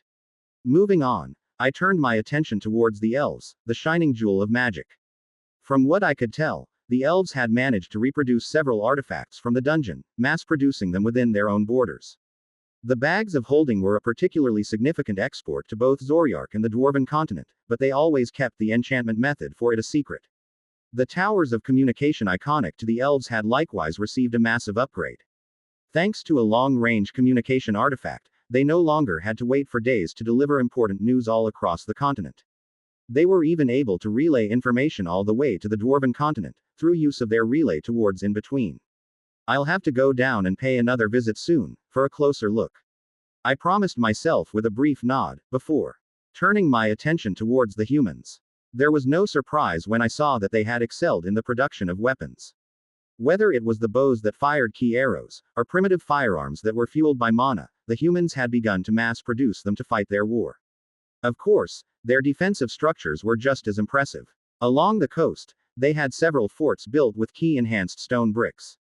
I could only stare in amazement as I imagined just how much essence blood it would take to fully reinforce those walls. I'd probably have to unlock most of my levels in order to break it down. Though, that did bring me to the beastkin. Out of all of the races, they had changed the most. Originally, they had been peace-loving and kind, but the humans had forced them to change. They became more violent in order to fight against the humans. Personally, I did not see the point to their war, as the humans had no way to invade the beastkin continent. As far as I could tell, it was a case of aggressions turning into a blood feud. The beastkin couldn't abandon their pride after seeing how the humans treated their people, and so they fought. Even when the humans could only be on the defensive, they never let down the attack. Shaking my head, I moved to see if the beastkin had made any remarkable advancements of their own that I had not seen yet. That was when I saw shops within their cities selling magic scrolls. Not the quest scrolls, but actual magic scrolls, each one containing a spell. From what I had seen, no other race had yet to perfect the method of scribing scrolls, so I was rather happy to see it from them. After glancing through the entire list, I debated where I wanted to go down to get a feel for their current state. The halflings and centaurs were still too far behind the others to consider. The humans and beastkin were swept up in their war, so I wanted to leave that alone for now. I haven't been a dwarf in a while. Nodding my head at the idea, I decided to descend as a dwarf, going through the menu to set up my body. For my reputation, I decided to keep it simple, since I wasn't going to be staying for long. Just a traveling monk with no home or past. If it wasn't for the status orbs, I wouldn't have even gone for that much. Either way, once the body was ready and I had called back Leowin, I selected the option to descend, making sure to grab my bag of holding as I did. The familiar warm, blue light surrounded me, and soon I found myself standing alone on a stone road. My body had become small, just short of 5 feet, but also stocky. My arms were as thick as a human's thighs, bulging with muscle and covered with hair. Black hair fell down over my face, making me work to clear it out repeatedly so that I could see in front of me. Well, let's get going then. I muttered as I began to walk, using the map to navigate my way towards a nearby city. This wasn't a capital of either of the 3 kingdoms, but it was still one of their larger cities, which was why I had chosen it. Along the way, I encountered several carriages moving to and from the city, more and more the closer I came. At times, they would stop to greet me, and others they would simply walk by. I didn't pay any mind until I came across a lichen walking the same road as me, coming from the city. "Hail," I called out, rather instinctively using the local greeting. I wanted to see what the relationship was like between the two races up close, as opposed to my normal view on high. Ah, hey, the lichen replied, glancing up from the road to smile at me. You heading towards Faradine? I responded with a brief nod. Ye just come from that direction, have ye? As much as I didn't want to, I found the dwarven accent slipping out as I spoke. Tara's never going to let me live this down. No, no, I won't. My thought was confirmed by a rather amused tone. However, the lichen in front of me soon answered. Yeah, sorry, but I've got to get going. Saying that, he moved to walk past me along the road. Still, I wasn't annoyed. The caution he showed wasn't that towards someone he was afraid of, but rather the typical actions of facing a stranger. To expect one to tell their life story on the drop of a hat was rather unlikely, to say the least. I bid him farewell with a nod, and made my way towards Faradine. Chapter 164. Everything has its price. As I walked towards Faradine, I began adjusting my levels, practicing something that I hadn't really tried yet. Rather than fully unlock one class, I practiced on only unlocking a portion of the class in order to control my level more effectively. This way, I wouldn't just always come across as the best of one field. And more importantly, my levels would not go so high over the limit that people start to notice. Soon, I saw the city as I left the forest. Tall marble walls, battlements adorned with cannons every dozen meters. The silhouettes of dwarves could be seen walking the walls, patrolling with their eyes focused outwards. Patches of grass could be seen disturbed in large circles around the walls, looking more fresh than the others. Likely from druids covering up craters. When I arrived at the walls themselves, I saw two dwarves, one on either side of a large gate. Each one held a polearm with a curved hook-like blade at the end, the length of the weapon longer than their entire body. Their armor seemed to be made of silver, though I could feel the thrum of magical energy from it. Between them was a decently sized line of people and carriages waiting to enter the city. Each one had to step up to the guard on the left, take a small cerulean orb from his hand, and display their identification. Only after that were they allowed to enter. And going by the pace that people were leaving the city, there was a similar checkpoint on the other side of the gate. Among the people gathered, it was safe to say that the vast majority were dwarves. Maybe 1 out of 100 were beastkin, with about as many elves mixed in as well. However, aside from silently grumbling about their freakishly tall height requiring them to constantly talk up towards the other races, the dwarves didn't seem to have any complaints. It was my turn soon, and the guard handed me the same orb that had tested everyone else. Is there a criminal on the loose or something? I asked as I displayed my information, earning a gruff laugh from the guard. Name: Laird Mickens. Race: Dwarf. Health: 5008 5008. Mana: 216 216. Strength: 22. Ki: 4266 4266. Stamina: 49. Intelligence: 11. Dexterity: 46. Wisdom: 37. Luck: 9. Charm: 6. Class list: Alchemist 1. Blacksmith 5. Carpenter 1. Druid 30. Enchanter 5. Herbalist 2. Hero 3. Leader 1. Mage 2. Martial Artist 1. Monk 62. Monster Tamer 2. Ninja 6. Noble 1. Pirate 10. Priest 1. Scholar 3. Scout 25. Shaman 10. Spirit Hunter 21. Spirit Tamer 6. Swordsman 62. Warrior 3. No, nothing like that, lad. Just standard procedure. Although he said that, his eyes gave a small twitch when he saw my information window. Ah, sorry. Ye can be on way now. Tavern's just past the gates on right. As he spoke, he shook his head slowly, waving my through. There seemed to be a trace of pity in his eyes. As I walked into the city, I reviewed my status information, and soon realized what the problem was. My scholar level was only 3. From my perspective, this was perfectly normal because I didn't do most of my learning on this earth. But for the people here, that meant I had to have the intellect of a child at best. I gave a small shrug as I considered that. If anything, it wasn't particularly bad. It was the perfect excuse for why my classes were so mixed up, as I had simply wanted to try a bit of everything. And it wasn't like I would be checked like that all the time, either. Sure enough, there had been another checkpoint on the other side of the gate, checking the people who were leaving the city. Nobody spared me a second glance as I walked in, moving past the crowd of people and into the city proper. I was able to get my first look at the dwarven architecture from up close. And I had to say that it wasn't as impressive as it looked from the admin room. Yes, the buildings looked nice, with slanted ceilings and sharp overhangs, but they were actually quite small on the surface. From my earlier inspection, I knew that this was because of the dwarves' particular building habit. Rather than building up like most races, they tend to build down, causing all of the buildings to look small on the outside. In fact, the only large buildings in the city were the Tower of Communication and the City Lord's Palace. The former is likely something that the elves have been spreading through the dwarven continent, as it was convenient for all parties involved. Not to mention the fact that if either race ever turned hostile towards the other, it would be a method of instant information gathering. I debated going into the tavern, as it was a surefire place to find members of all three races.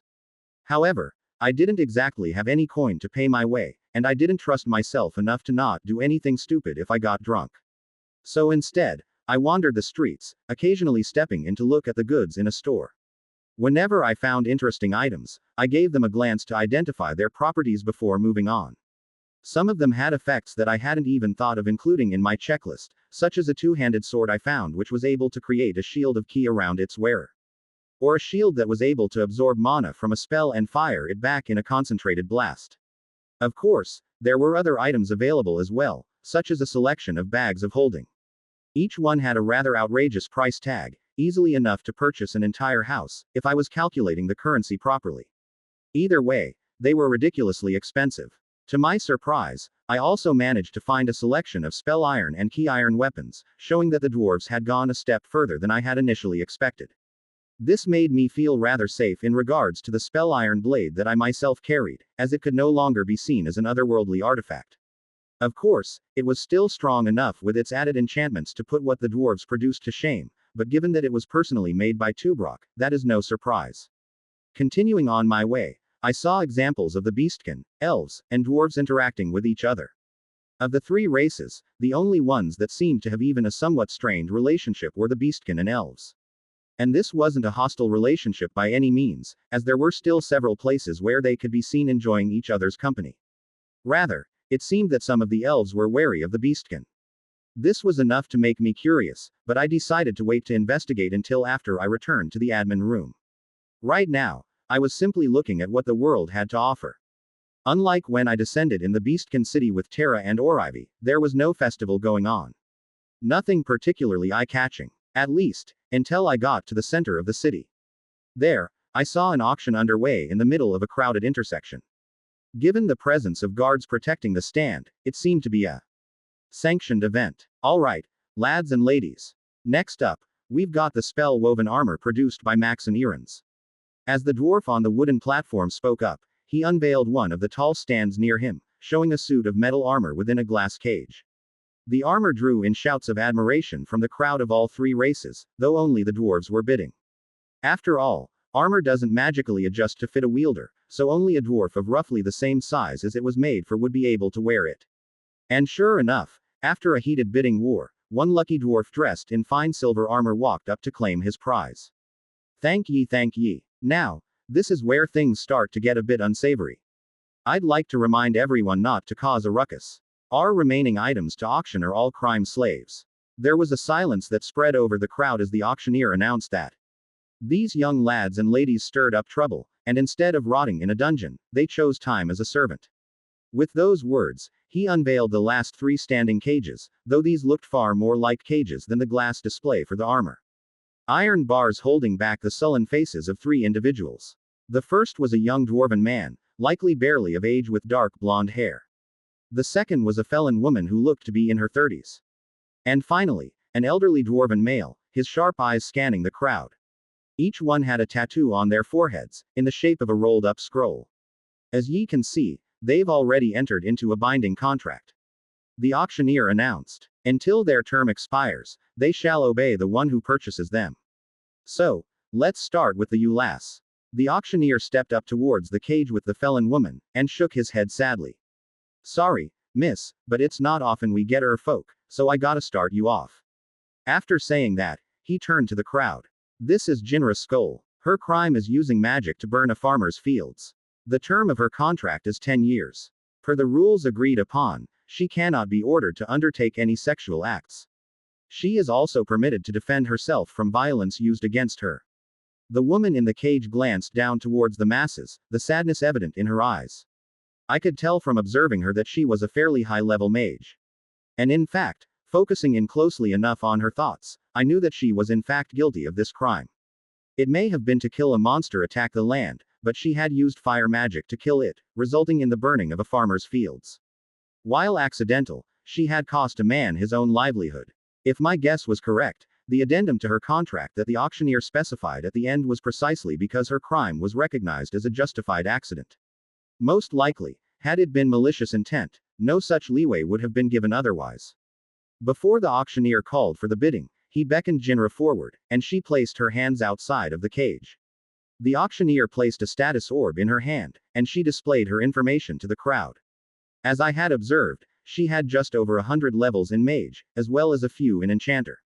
Surprised murmurs broke out in the crowd, and as soon as the dwarf called for bids, a bidding war even greater than the spell iron armor erupted. Although I didn't place a bid, I stuck around to watch the results. The one who ultimately purchased her was a stocky elven man, his ruby-colored hair going down his back. There was a lascivious grin on his face as he walked up to the platform, having the woman removed from her cage and then silently departing. The two dwarven men were enough to show me that the law had not been overly biased against the felon woman. The young boy's crime was attempting to steal a bag of holding from a storefront, with a punishment term of 5 years. As for the older man, he actually had a much more grave offense, killing a foreign noble. His term was a life sentence, with no limits placed on his contract. Though, people seemed to doubt this claim when they saw his information, as he was by no means a fighter. He was a blacksmith, and quite a proficient one at that. I would check when I got back to the admin room, but I would bet that his real crime was simply making the weapons that in turn killed the noble. Once he was purchased, by another dwarven blacksmith, the auctioneer gave a satisfied nod. All right, everyone, that's all for today. As always, we'll be back for another round in 3 days, so be sure to stop by and see what we get in. As the crowd dispersed, I made my way towards a nearby alley, rather satisfied with the results I had seen. As the blue light washed around me again, I once more returned to the admin room.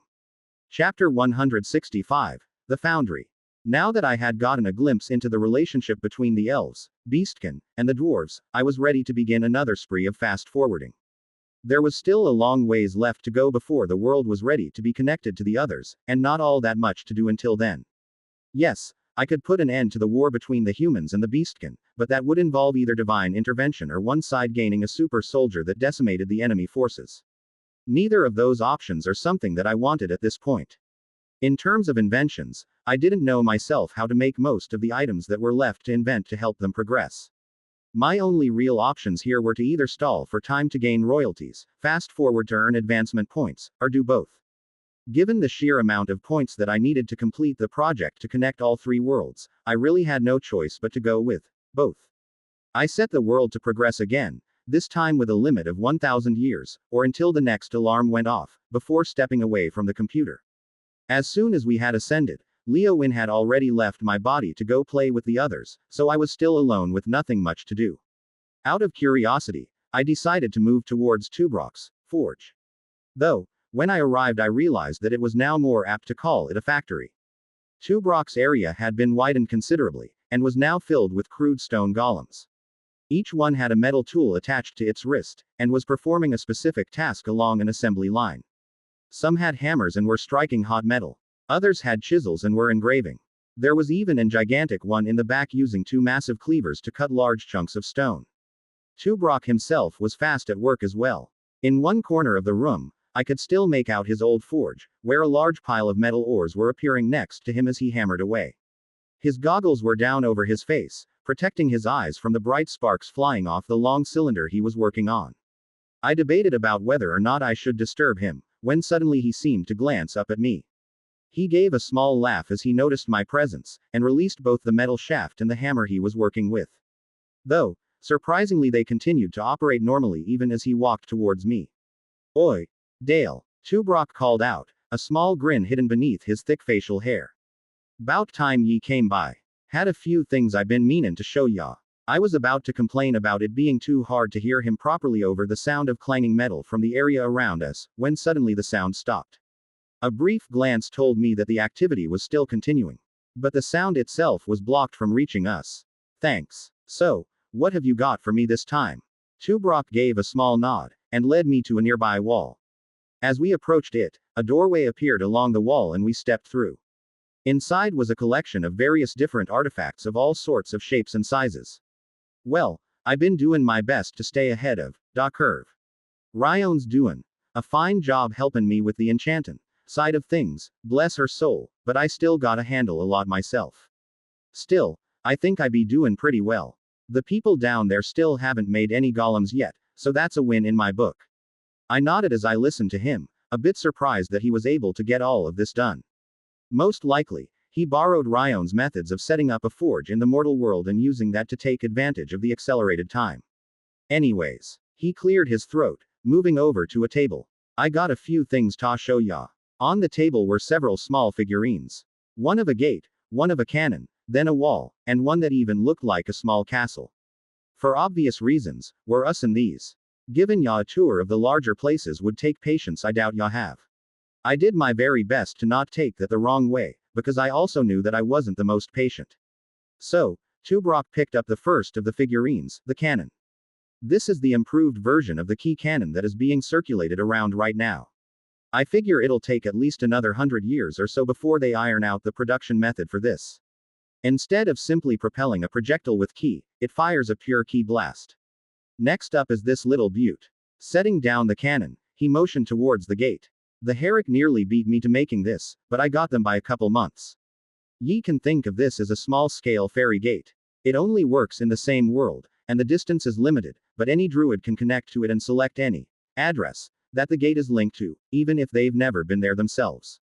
Been working on ways to distribute this around, but it's not the best fit for a dungeon. Maybe I can have it included as a means of traveling to different rooms, or between floors, and trust people to notice and reverse engineer.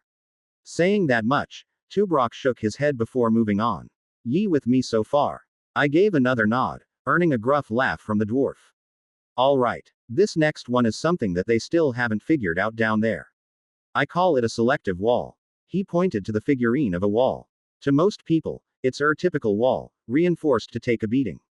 But if you put the right magic formula into it, the wall opens up to let ye through. Well, that was certainly impressive. How difficult is it to decipher the password to open the wall? Tubrok's face grew pensive at that, seeming to contemplate the question. The password had to be included with the creation of the wall, so it is possible. But it's damn hard. If ye bring along someone skilled in cracking enchantments, could be anywhere between an hour and a day. Course, that suggests that nobody is defending the wall and that the enchanter can work undisturbed. Seeing that I was satisfied with his answer, he moved on to the last item, the little castle. Now this be my pride and joy. Took me 13 lifetimes to finish, laid every last brick myself. Had the lass help me with the complicated enchantments, but now it's finally done. Say hello to the Sky Citadel. Suddenly, the area around us changed, and we were suddenly standing in a dark cavern hidden within an empty mountain. I knew the mountain was empty because of the massive castle standing in front of us, which was easily as big as a normal mountain. As ye may have guessed by the name, this baby can fly. It also has my upgraded key cannons installed along the battlements, reinforced walls, a mana barrier, and enough space to house a small army. Only problem is the power source. Tubrok shook his head. I thought about stealing Alcazar's monster core to use as a power source, but that thing would be depleted eventually. Right now, the only reliable power source would be you when you are at your best. And this citadel is a hobby of yours? I asked curiously, still eyeing the giant construction before us. Nah, I thought about using this as a seat of power once the world knows about ye. Something you can just have flying around, outside the reach of normal mortals. And when the games come, it can be a good defensive structure. I can upgrade the power sources and defenses as new ones are invented, so by the time we're ready it should be a proper force to be reckoned with. I could only nod once again, impressed by the foresight. I had considered having Tubrok create a large-scale defensive measure such as this, but so far I hadn't come up with anything that could be made using our current resources. How far away is it from civilization? I glanced towards the dwarven god as I asked that. No need to fret there. I had the little lass bring me to an island far away from anyone in order to take care of the building. We're not on the dwarven continent at all, so there should be no worries about anyone finding this place. Was thinking about asking Bihana if she could make sure nobody sails too close to the island though, just to be safe. Probably a good idea. I agreed, glancing around. Anything else you wanted to show me? Tubrok's eyes opened wide, and suddenly we were back in his display room. Ah, right, sorry, got a bit sidetracked there. Anyways, that's enough for the Sky Citadel. I'll run you through the different passwords for its secret passages when it's time to unveil it. My ears perked up slightly as I heard about secret passages. Who in their right mind wouldn't like to own a castle with secret passages? Still, I held in the small burst of excitement while Tubrok led me to a wall of weapons. These are the current forms of the godly weapons. Not that I ever expect them to be used, but for each their own. Along the wall were a dozen weapons. There was a large hammer, a trident, a staff, 2 books, a clawed gauntlet, a pen, a pair of boots, a bow, a greatsword, a chakram, and a shield. However, the number of weapons made me take a quick count in my head, making sure I hadn't forgotten anyone. Tubrok, there are only 11 gods. Well, you'll be needing your own weapon once the time comes, won't ye? He asked with a playful expression, pointing towards the chakram. I call it the circle of life and death. Built it on the idea of your martial art, and it has the ability to create semi-real clones of itself through the application of ki. Most of these items are pretty self-explanatory, so I'll just cover the questionable ones. Before I could say anything about the intricately carved golden chakram, he already moved on. The books are for Ryon and Udona. Ryon gets the grimoire, which she is personally inscribing every single spell component in. Udona gets the Book of Swords, which she wants to use as a medium to create an armory of weapons and items with her summoner skills. The pen goes to Irena, known as the Quill of Souls.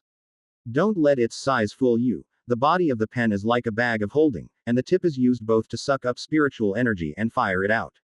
Theoretically, she could use this pen to capture one of those big chimera souls that used to give her a headache, grind it into spiritual dust, then fire the energy out to kill its friends without having to waste a drop of divine energy. Last up for the unusuals, you've got the little lass's boots. As she told me, these boots were made for walking, and that's just what they do. They can walk over any terrain, even open air without harm.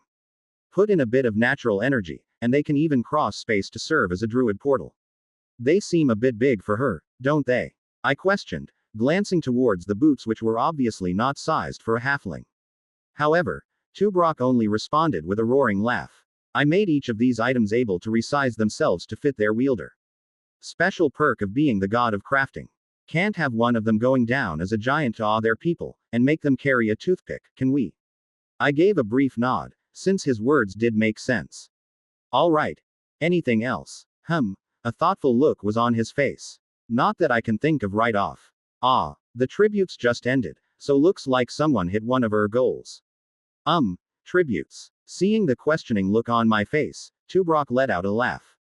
Ah, nothing to worry about. Something my kin set up way back. Every year, they offer me a portion of their mining harvests.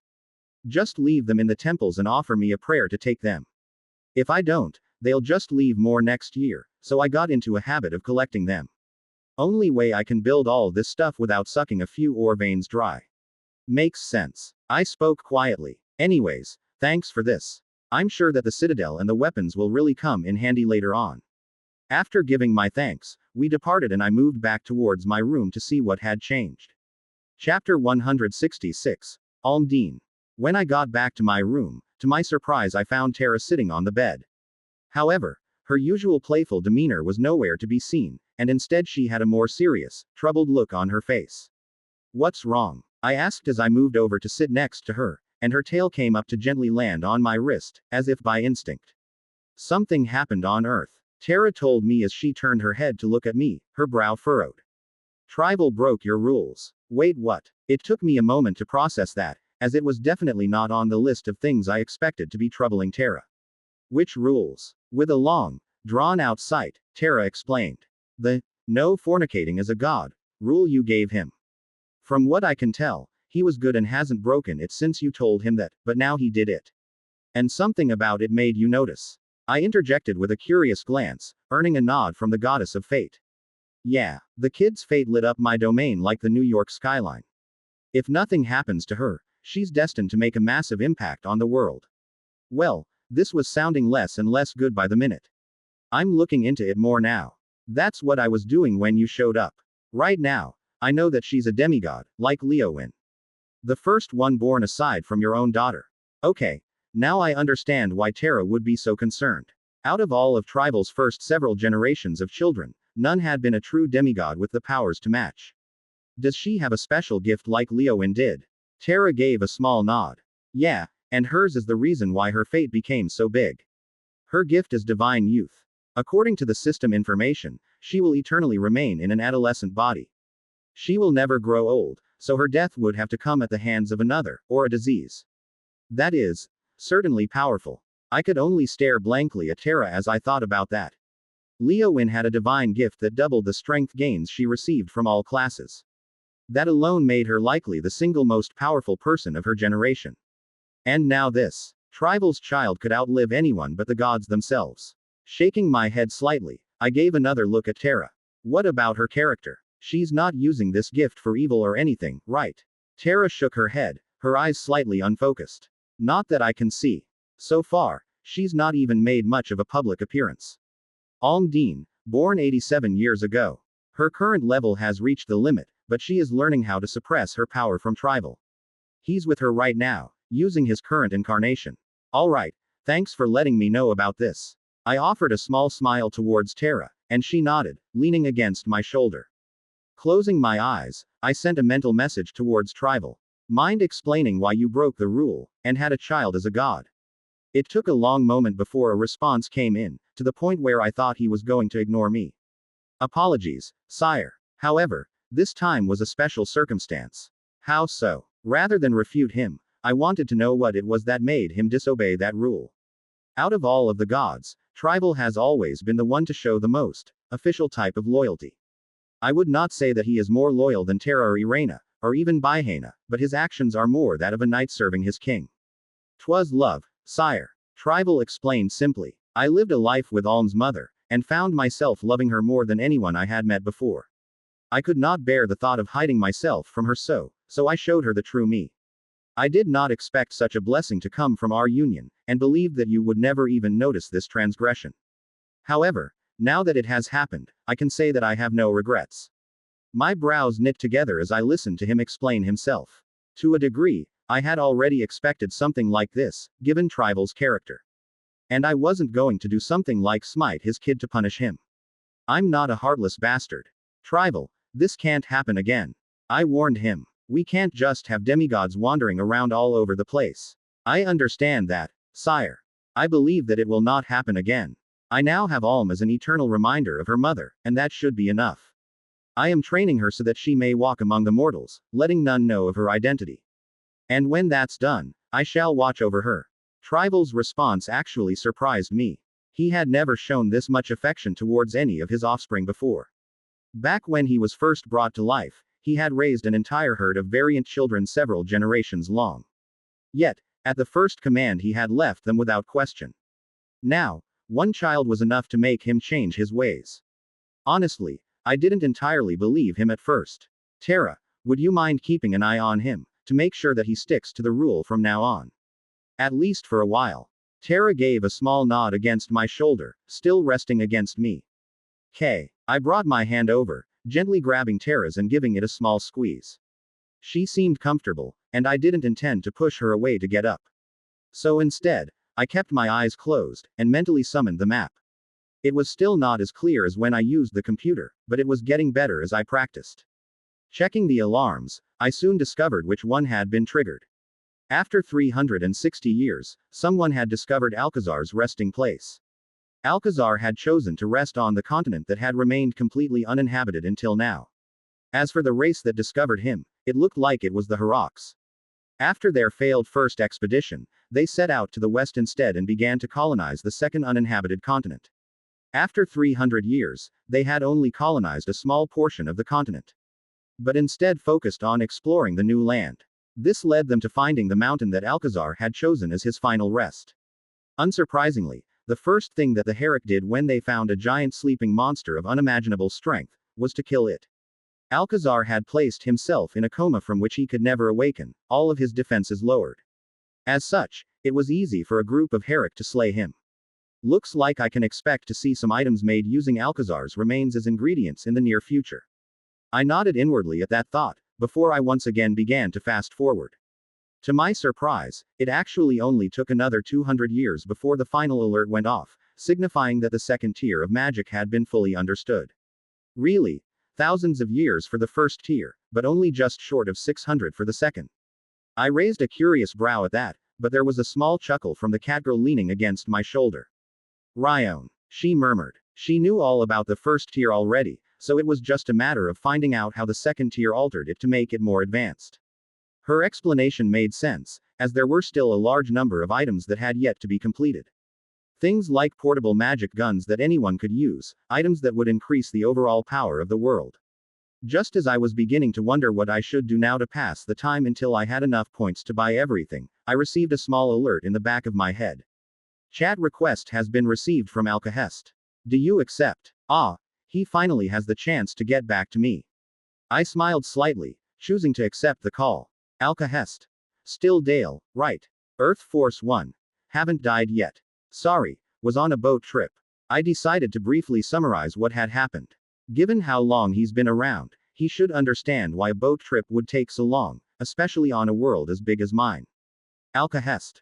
Ah, that explains it. Thought something might have done you in. Earth Force 1. Not yet. I take it that the Keeper meeting is coming close. Alcahest. That's right. Thought that I would call and see if you were free for this one. This'll be your 1-year anniversary as a Keeper, or close enough. I gave a small nod as I read his message. It was still hard to believe that all of this had happened over just 1 year, but then again that 1 year was really closer to 1.5. Still, lot to happen in that amount of time. Earth Force 1. I'll be free for this one. Don't have anything to do but wait at this point. Alcahest. Your world is just about ready, huh? Earth Force 1. Almost. Just need to buy one last thing. I should have a pretty decent setup at this point, I think. Alcahest. About that, I took a look at the card law and card magic. I even asked one of my companions to monitor a world with it for roughly 100,000 years, just to see how it developed. Well, that surprised me. I know that I had asked him to take a look at it after Udona created it, but I didn't expect that he would go that far with it. Earth Force 1. Oh. Did you find anything interesting? Alcahest. I was able to figure out why it was enough to make into a basic world of its own, at least. To test it out, I purchased up to the 5th tier of cards by the end of that 100 millennia. There's a hidden secret in the cards, once you reach that point. Earth Force 1. Well, don't keep me in suspense. Alcahest. Sorry. Anyways, a 5th tier card can be considered its own world. A small one, no bigger than a size 2 world, but still a world in itself. With the right combinations, you can create spell cards that open gates to these new worlds. I couldn't help but open my eyes wide when I read that, briefly losing sight of the message window I had been visualizing in my mind. I didn't expect that the card magic would open up a new version of space travel as well. However, I quickly shook my head and called the message window to appear in front of me, so that I wouldn't need to keep my eyes closed. Alcahest. The worlds discovered by the card magic have the same rules as normal. The system rapidly accelerates the time in the new world until either it becomes uninhabitable or a sapient race appears. Alternatively, you can set it to prompt you when the world is discovered, and create it yourself. Earth Force 1. I'm going to guess that the worlds get bigger with tiers 6 and 7 cards. Alcahest. I would imagine so. However, 6 and 7 are a bit too expensive for me to buy to test them out. The best that I can tell you is that a card at the very limits of the 5th tier can open up a world of size 3. I felt my head nodding briefly as I read that. So, Tier 6 can probably open up Earth-sized planets, maybe even ones like my new Earth. I would guess that Tier 7 can open worlds of any size. Earth Force 1. Thanks for the heads up. I'll have to look forward to that later. Alcahest. Not a problem. I'll pass along that you are planning to attend this meeting. Anything else that I can help with? Earth Force 1. I should be good for now, thanks. I'll see you at the meeting. With that, the two of us ended our brief chat, and I was left with more to think about. Earth was nearly ready for the gate, Trival had an eternally young demigoddess running around, and Udona's world had a lot more potential than I originally thought. At least I have plenty of time to practice my martial arts for now. Chapter 167. The awaited meeting. After talking with Alcahest, I set the time on Earth to flow normally. What I needed to do now was to practice my 1,000 arms, 10,000 threads martial art. Since it was available on the market, I had to assume that other keepers had also used it, or something similar to it, in order to bring their mentality closer to that of the companions provided by the system. More to the point, there were still several abilities of the art that I was just simply not able to properly utilize yet, due to my weak mastery over it. So, I planned to kill 2 birds with 1 stone, and devoted myself to the repetitive training task of sending out multitudes of threads in every direction. Only occasionally did I take a break to glance over the map and check to see if anything interesting was happening. Blank, underscore, blank, underscore underscore. The sounds of children playing could be heard along the eastern shores of Trakarn, the land of the plains walkers and the little folk. These were the names that the centaurs and halflings had come to call one another. And although they did not particularly care to explore beyond the shores of their own land, they could often be found enjoying their beaches. Yet, in the distance, a strange sight appeared. A behemoth of wood, a fish above the waves. The children playing on the sand gradually came to a stop and stared at the craft while it approached. And behind it, 3 more. One of iron, one of copper, and another wood. One of the young halflings broke off from the group, hastily running towards the adults. Mama, Papa, big water monsters, he called out in a youthful tone, making the relaxing adults suddenly become alert. Centaurs rose to their hooves, halflings moving to the highest nearby rock to scan the horizon. To their eyes, it was clear that these were not monsters, but the craft of man. The sails billowing in the wind, the figures atop the deck, it struck more caution into the adults than any monster could. Although it was no a distant memory, the memory of the great blood war still lived on in their hearts. Everyone, off the beach. One of the centaurs called out in a booming voice. Worry was etched in his features, and he backed up, unwilling to turn his back on the approaching crafts. Make for the town. The blood war had taught many lessons to both the halflings and the centaurs. Among them, perhaps the most crucial that both parties learned was never to underestimate people. Even the smallest of halflings could turn into a whirlwind of death, let alone these that sailed across the seas. By the time that the boats arrived, the beach had been emptied. Only the tracks in the sand remained, soon to be covered by the tide. Aha, I'm first, called someone from the lead boat, a stocky dwarf no more than 30 years old. When he jumped from the boat, it was with enough force that the entire craft began to rock slightly. However, with that jump he cleared the short distance to shore and planted his feet in the sand. Tilting his head back, he let out a roaring laugh. Behind him, the 4 ships slowly moved into position. It seemed that none others were quite as eager as him to jump onto an unexplored land. Turin, I've told you countless times, it doesn't matter who gets here first. A voice floated into his ears, the voice of his female captain. Soon, she appeared on the sand as well, though her entrance was far more graceful. A golden bridge of light appeared off the side of the leading boat, connecting it to the shore. When a beautiful elven woman stepped onto it, she immediately appeared on the shore, as if she had traversed the entire distance in an instant. We all signed up for this voyage. We don't even know if this land is unclaimed yet, so calm your beard. Bah! Turin spat out as he was scolded, shaking his head. What does it matter either way? Not like we can't get along with people of a different race. Lot proved that a long time ago, didn't ya? The captain, Sarala Kine, let out a long sigh. But we must make a proper impression. What will people think if they see a cannonball of meat jumping off the ship, huh? Turin only grumbled at that, refusing to retort. From the 3 other ships, similar bridges of light began to appear, and the crew of each started to unload themselves. Dwarves, elves, beastkin, all were present. The numbers were smaller, less than 100 in total, but they had planned this far more carefully than the original voyage of the beastkin. Druids, Sarala called out as she saw people approach. Begin setting up the final gate. Engineers and artificers, make sure everything proceeds smoothly. At her words, there was a sudden flurry of movement, and nearly half of the gathered crew began to move back and forth from the ship, bringing boxes of parts onto the shore. A pair of druids leveled off a large rock jutting from the ground to make the foundation, and people began to build a large stone arch. This was a device that had been jointly developed with the help of the dwarves, beastkin, and the elves. A gateway that could surpass a druid's portal through the use of relay stations. Along their voyage, they had placed several of these relay stations, one at every island they encountered. In total, They had used far more than was necessary, but it was all in the name of caution. They couldn't be sure when they would encounter their next island, after all. Soon, the gateway had been built, and one of the druids urged the natural energy of their environment into the gate to activate it. A swirling blue field appeared briefly, a whirring sound of energies colliding heard from within the gate. They had tested this invention on their own lands already, but this was still the moment of truth. Suddenly, the blue field within the arch disappeared, and all sound seemed to stop. However, through the arch was a different sight. No vast beach, or endless seas, but instead the view of a large building. And on the other side, an anxiously waiting elven man. It worked. He cried out as he saw the people looking at him from the other side of the gate. It worked. Turin nodded. Now go get the scouting party ready, you twit. The man beyond the gate was briefly taken aback by the comment, before his excitement overcame him once again. Nodding his head sharply, he ran out of view of the gate, causing those on the beach to laugh. You know the drill, everyone. Sarala said with a smile as she glanced around to the crew. Those who are staying are welcome to stay.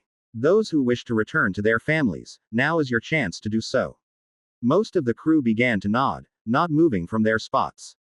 However, there were a few among the druids and the crafters that had constructed the gate who began to move through it. Clearly, they had just been brought along in order to ensure that the gateway had been completed, and were now relieved that they would be able to return to their own homes.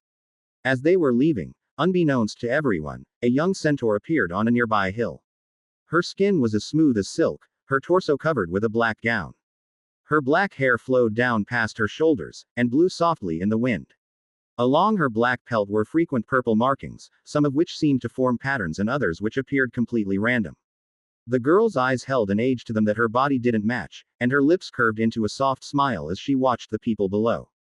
Unlike the children who saw the ships as monsters, or the adults who feared a second blood war, she simply watched them. Her presence went unnoticed until one of the crew turned away from the portal, and saw her figure upon the hill. Just as he began to shout out that he had found someone, she turned and retreated behind the hill. Several members of the crew felt a warm burst of power erupting from where she had left, but it vanished just as quickly. A priest, a white-haired kitsune muttered, recognizing the familiar traces of divine energy, though not of any deity he had recognized. Looks like we got some new neighbors.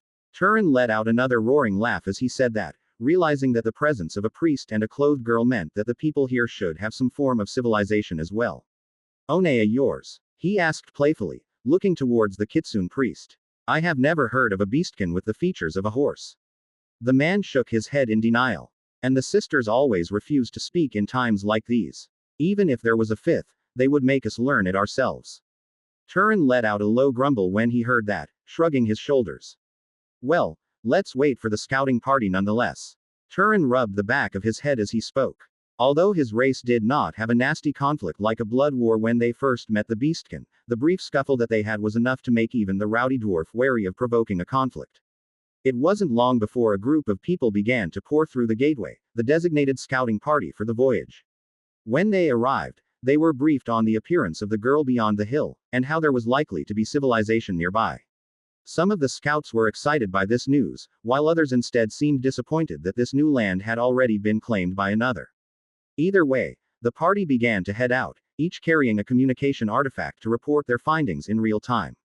On the other end of those artifacts was Sarala, standing at the shore and ready to evacuate everyone should this turn into a battle. As much as they wanted to explore, it was not at the expense of her people. With everyone from the scouting group fanning out, it wasn't long before reports of tracks came in. Some looked like the hooves of horses, which would match the report of the unfamiliar girl, but others appeared to look like the feet of young elves. Another 20 minutes later, and the first scouts began to report signs of a village in the distance, built along the edge of a rolling field. From within the village, figures could be seen moving back and forth, hastily preparing something. These figures were those of the reports, having the torso of a man atop the body of a horse. And with them, small figures that could be mistaken for children, if not for the even smaller ones accompanying them that were no doubt the children of that race. According to the scouts, the two races were busy preparing what seemed to be defenses. Archers and shieldbearers lined the walls of the village, its gates closing once no more could be found rushing into the village itself. Sarala couldn't help but frown hearing the news, since it seemed that a peaceful talk would be impossible. Just as she was preparing to order everyone back so that they could set sail again, another report came in. Miss, the girl that they saw, can you describe her again? A voice spoke up from the glass orb in Sarala's hand. Her body was that of a young horse, black with strange purple markings. Similarly black hair, and a matching gown covering her torso. Why? It took a moment before the answer to her question came back. I think she's approaching me. She appears unarmed. You said that she was a priest. Sarala gave a brief nod. That's right. Are you familiar with the procedure for first contact? Yes, Captain Kine. I wasn't given a translation book, but I know the procedure. Sarala couldn't help but curse under her breath. Translation books were special quest scrolls that only a high-level scholar could create. This was because it required them to put their entire language into a single quest scroll, causing it to take the form of a book. And only a scholar could process that much information at once. If you can, try to lead her back here. I'll have a book ready for you by the time you arrive. Due to the difficulty of production, translation books were still quite rare. Most were given to schools as a way to educate children about the language. For their trip to this new land, they had only been granted 4, one for each ship. As such, she quickly rushed back to her ship, and moved into the captain's cabin to retrieve the thick tome. In it were the languages of the dwarves, the beastkin, and the elves. Among the three, the beastkin language had actually become the common tongue when communicating between races. This was because only the beastkin had made contact with both the elves and the dwarves before the two races met each other. By the time she had found the book and made it back to the shore, the report was coming in from the scout that he had managed to use an improvised quest scroll to convince the girl to meet everyone. Sarala let out a breath of relief as she heard that, and quickly memorized the girl's name that was reported. While the pair returned, the rest of the scouts continued to watch the village, ensuring that they did not launch any form of attack against the beach. Even if it appeared that the two races had gone purely on the defensive, Sarala couldn't take any chances. They had found their first point of contact, and could have her help them meet the others. Soon, the elven scout arrived, accompanied by the black-haired girl. She kept smiling as she looked around, as if all of this was somehow exactly what she had been wanting. Or maybe, that she was just excited to meet new people. Either way, Sarala approached her with a warm smile as well, handing over the book as well as a quest scroll. Thank you for meeting with us, Alm. Could you take this book back to the people of the nearby village, and let them know that we don't mean anyone any harm? These were the contents of the scroll as the girl scanned through them, and she gave a small nod of acceptance. Seeing that, Sarala let out another sigh, before turning to the scout. All right, escort her back to where you found her, and make sure that she gets into the village safely. I don't want any random monsters spoiling our chances here. Chapter 168. Threadbare Preparations. While I was rather glad to see that Almdine was taking the initiative to help the centaurs and halflings meet the other races, I couldn't spare more than a passing glance at their progress every now and then while I trained myself. I had learned from the first keeper meeting that I was a part of that the prizes for these games were points. And points were exactly what I needed now. I considered asking Alcahest if he could give me a list of all the different games that would be featured at the meeting, so that I could pick and choose what ones I wanted to do to earn the most points. One that I knew I'd be participating in would be that Keeper Sim that I played in last time. Now that I had some more experience under my belt, I was confident in my chances with that game. Though, speaking of that, I quickly sent off a message to Alcahest, navigating the menu while I continued my thread training. Earth Force 1. If we bring a companion to the meeting, are they able to play games on our behalf? Alcahest. They can, but you're limited to just one companion to use in this manner. You can't just flood the party with people to play the games for you, after all. You can also use them as advisors for you in the games that you play, so long as it's not in a cheating way like telling you what cards your opponent has. Thankfully, it didn't take him long to get back to me after I sent off the question, which made me smile in relief. Now it was just a matter of thinking who would be best to take with me for the meeting. Tara was an obvious choice, given that she was a system companion, and knew the ins and outs of every game that they could play. However, I had the feeling that she wouldn't be eligible, due to the restrictions placed on system companions. And I didn't want to put all my hope on her, only to find out later that she couldn't do it. If we weren't lacking in points as badly as we were right now, I wouldn't hesitate to take Tara or the rest of them with me just to hang out with a new crowd. Then there was Udona. She had already displayed a remarkable level of ability in understanding games. However, that was also after she had spent months studying those games. Right now, we only had a few days left until the meeting began, so that wasn't enough time for her to even properly study the Keeper sim game, let alone the ones that I never attended myself. In the end, I put it up to a vote, sending the message out to all of the companions. In a few days' time, the regular Keeper meeting will be held by the Gilded Branch Guild. I'm looking for someone to attend the meeting with me. This isn't a regular party outing, or I'd be willing to take everyone. These meetings feature games hosted by the guild, with the prizes being points. Whoever goes with me will also be competing in these games in order to earn the prizes, so that we can get all of the information we need to bring out the fairy gates. I want you all to decide who will be joining me. I had half expected to receive a series of me responses from the gods and goddesses, but they were surprisingly silent. Or maybe they were just discussing among themselves to decide, and taking this seriously like I had hoped. Either way, they didn't get back to me, which allowed me to continue my training. Minutes passed by into hours, which soon became days as I focused purely on expanding my understanding of the 1,000 arms, 10,000 threads martial art. Every now and then, I would consult the information orb that I had purchased to refresh my understanding. Before, I had only practiced casually, bringing my ability up from 20 threads to 30. I had never taken the time to diligently train like I was now. But now, I had to. After all, the key factor of this martial art was its ability to affect the mental state of its user, granting them a better ability to multitask and process information.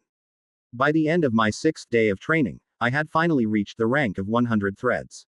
This meant that I could accurately form and control at least 100 threads of chakra and direct them around my surroundings. This also meant that I was able to use 2 new abilities of the art. The first new ability was the Woven Eye, which first becomes available once the practitioner can accurately handle 50 threads.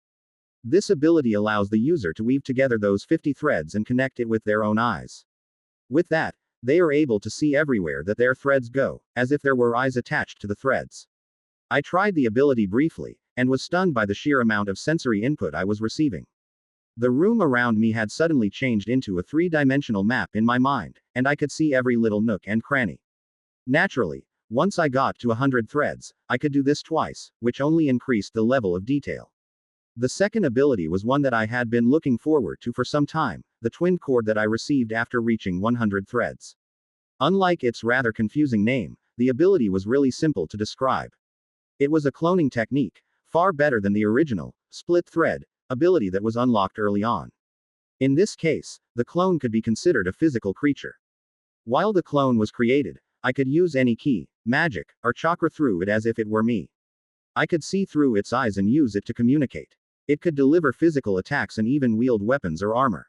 However, its body was rather fragile, since it was created from 100 woven chakra threads. If an attack broke through its defenses, it was likely to destroy the clone.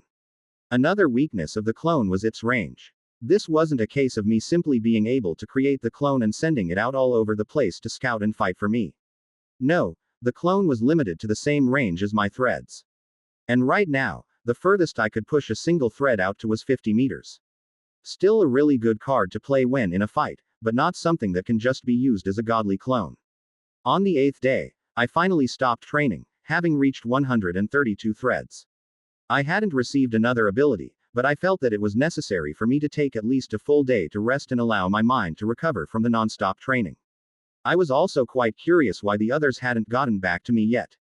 Moving towards the living room, I saw that nobody was around, causing me to raise an eyebrow.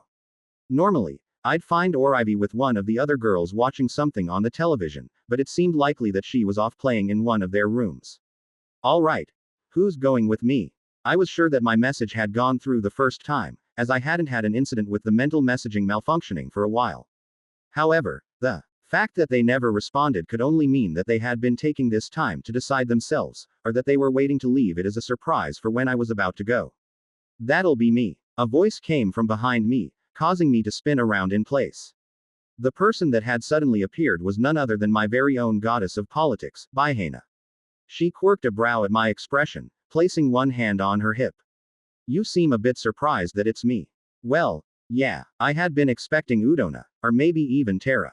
If not them, maybe Ivy. I answered honestly, giving a small nod of my head.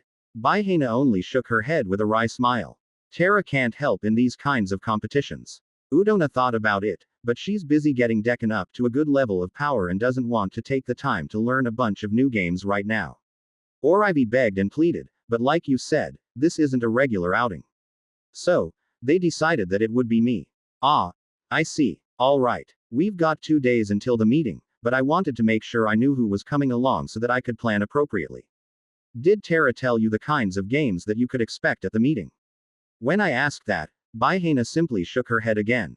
No, she said that there were too many to really prepare me for, and that saying anything more would be a violation of keeper privacy.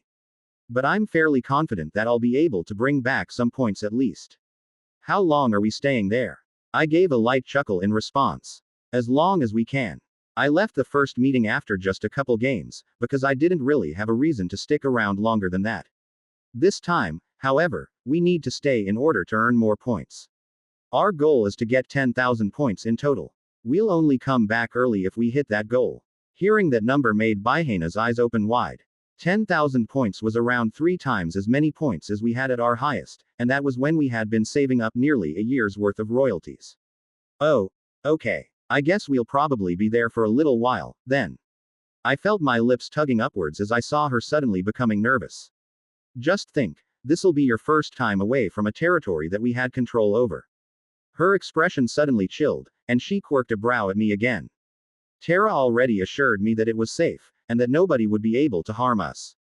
I might be nervous, but don't try to frighten me, alright? I shrugged my shoulders helplessly, shaking my head. Oh, that reminds me, I need to ask about Leowen, too. As I said that, I brought up the menu again, firing off another message to Alcahest. Earth Force 1. Forgot to ask before. I've got an entity bound to me spiritually. Are there any rules that I should know for them, since they aren't really a companion? Alcahest. Bound to you, huh? Well, if they aren't a companion, I'd suggest to keep them with you at all times. Hostilities are forbidden during the meetings, but if someone tries something, your entity wouldn't be safe. Unlike a companion, they can still be killed if someone gets violent. I don't know anyone who would risk being blacklisted for something like that, but better safe than sorry. If it is the official meeting, that's another story, though. There, the rules are enforced by the system itself, and everyone is given absolute protection. My eyebrow twitched slightly as I read that, feeling a bit sorry for Leowen. I made a mental note to try to find some other types of outings where I could take her along without her just sitting inside my spiritual realm. Maybe if I joined a guild eventually, she could meet them. Or I could take her to the official meeting whenever I attend one. Myself. Everything all right, Dale? Baihena asked, glancing at me curiously after I had gone quiet. Did you find out what you wanted to know? Yeah. Looks like Leowen won't be able to come out to play this time. I answered, shaking my head. We'll find another chance for her to meet up with other people. Baihena gave a brief nod at that, before glancing back towards the hall briefly. You said we have a couple days before the meeting, right? When I nodded my head, she continued with a small smile. Alright, I'm going to go make sure that I have everything ready on my end. Send me a message when it's time, and I'll come find you. After I gave another nod, she turned and walked into the hall, heading towards her own room. Part of me wondered what exactly she had to prepare. I planned to pause Earth before I left, so there wouldn't be an issue of humanity's goddess disappearing for a few days. Maybe she just wanted to pick out a good outfit. Women do always tend to take a long time to get ready. Chapter 169. Reunions. For the last 2 days that I was waiting for the meeting, I spent most of them hanging out with the others. As I had suspected, the girls were just avoiding me to keep who was going with me as a surprise, and let me prepare in the meantime. Once Baihena revealed herself as the person accompanying me to the meeting, I began to see more of them around. As for Tubrok and Tribal, I'm not quite sure Tubrok ever left his forge in the first place, and Tribal seems to have been with his daughter the entire time. More than likely, the thought of those two joining me for the meeting never crossed either of their minds. Of course, I wasn't going to complain about Tubrok spending more time perfecting his golems, or his other projects that he's showed me. If anything, I was quite curious what he planned to do with the Sky Citadel after incorporating the card magic from Deccan. Given his personality, I can't see him not wanting to incorporate the card magic into it somehow. Though, maybe he just hasn't at this point because he's waiting for the third tier of cards to be released, and he needs Udona as a supplier for them. Either way, I'd find out soon enough. With any luck, by the time we came back from the keeper meeting, we'd have enough points to get everything we needed. Of course, until we left I had to spend plenty of time with a rather upset Orivy to make up for the fact that I was going out to play without her. Thankfully, her pouting was mostly just a joke, as I found out after spending some time with her. We watched some old shows on the television, played a few games, and mostly just hung out with the others whenever they were free. Though, one thing of note was that I didn't see Bihana again, until the day that we were getting ready to leave. Just as I received the message from Alcahest, asking if I was ready, Bihana rushed out into the living room while Orivy was giving me a goodbye hug. It was only then when I noticed why Bihana was taking so long to get ready, as her outfit seemed to be intricately crafted. Even as she was bent forward with her hands on her knees, panting for breath after rushing out suddenly, I could make out the details of her outfit. On her head, she wore a golden band made of 5 intertwined strands of gold. On each side of her head, 3 strands spread outwards to form the pattern of wings, while one went down to outline her jaw, leaving the last strand to circle around and hold it all together. Her blonde hair was grown out slightly, tied up in a ponytail behind her. She wasn't wearing her normal armor, as it seemed that she wanted to wear something special for this event. Her body was adorned in a blue armor with golden highlights, covering her upper chest and legs. A short white dress fell down from beneath her chest armor, held together by a belt at her waist to form a skirt that traveled down to her knees. On her hands, she wore long white gloves, the length of which traveled all the way up to her shoulders, ultimately leaving very little skin exposed aside from her head. Ha! Ha! I made it! She panted out, looking up at me with a small grin. However, when she saw what I was wearing, her face almost paled. Seriously, you're just going in casual clothes? She asked incredulously, as I was still wearing the same t-shirt and pants as always. Well, yeah, I couldn't help but be amused as I saw her expression. Is this what you've been preparing the last couple days? Well, yeah, she mimicked my response, though it seemed unknowingly. Don't you want to represent Earth's culture? This is the formal armor of nobility among the humans, so of course I made a set for myself. I shook my head with a light laugh, before the message from Alcahest came through again, asking if I was ready once more. Well, let's go, I told the grumbling goddess, who begrudgingly nodded her head. Alcahest has invited you to their administration room with guest privileges. Do you wish to accept? YN. I couldn't help but feel surprised when I saw the name on the invitation. Last time, it had been someone else, a Durandor, I believe. Was she not hosting the meeting this time? Still, I chose to accept the invitation, as none of my questions would be answered otherwise. My eyes closed, bracing for another unpleasant transition. Dale. Door. Bihana spoke, clearly taking her own turn to be amused. When I opened my eyes, there was a glittering golden door standing in front of us. A sigh of relief escaped my mouth as I moved for the door, quickly opening it and going through before the system decided that I needed some other method to travel. Sorry, bad experiences, I explained to Bihana while she followed along. Sure. She simply kept a grin on her face as she watched me, as if this was payback for my casual attire. However, her expression froze once again when we arrived. Alcahest had clearly remodeled his admin room to mimic the setup that Durandor had used in the meeting I had previously attended. Or, maybe it was better to say that the Gilded Branch likely used this layout as a template for whoever was hosting the event. However, what startled Bihana obviously wasn't the layout, as she had seen wide open spaces like that too many times to count. Instead, what startled her was no doubt the sight of the hundreds of various keepers filling the area.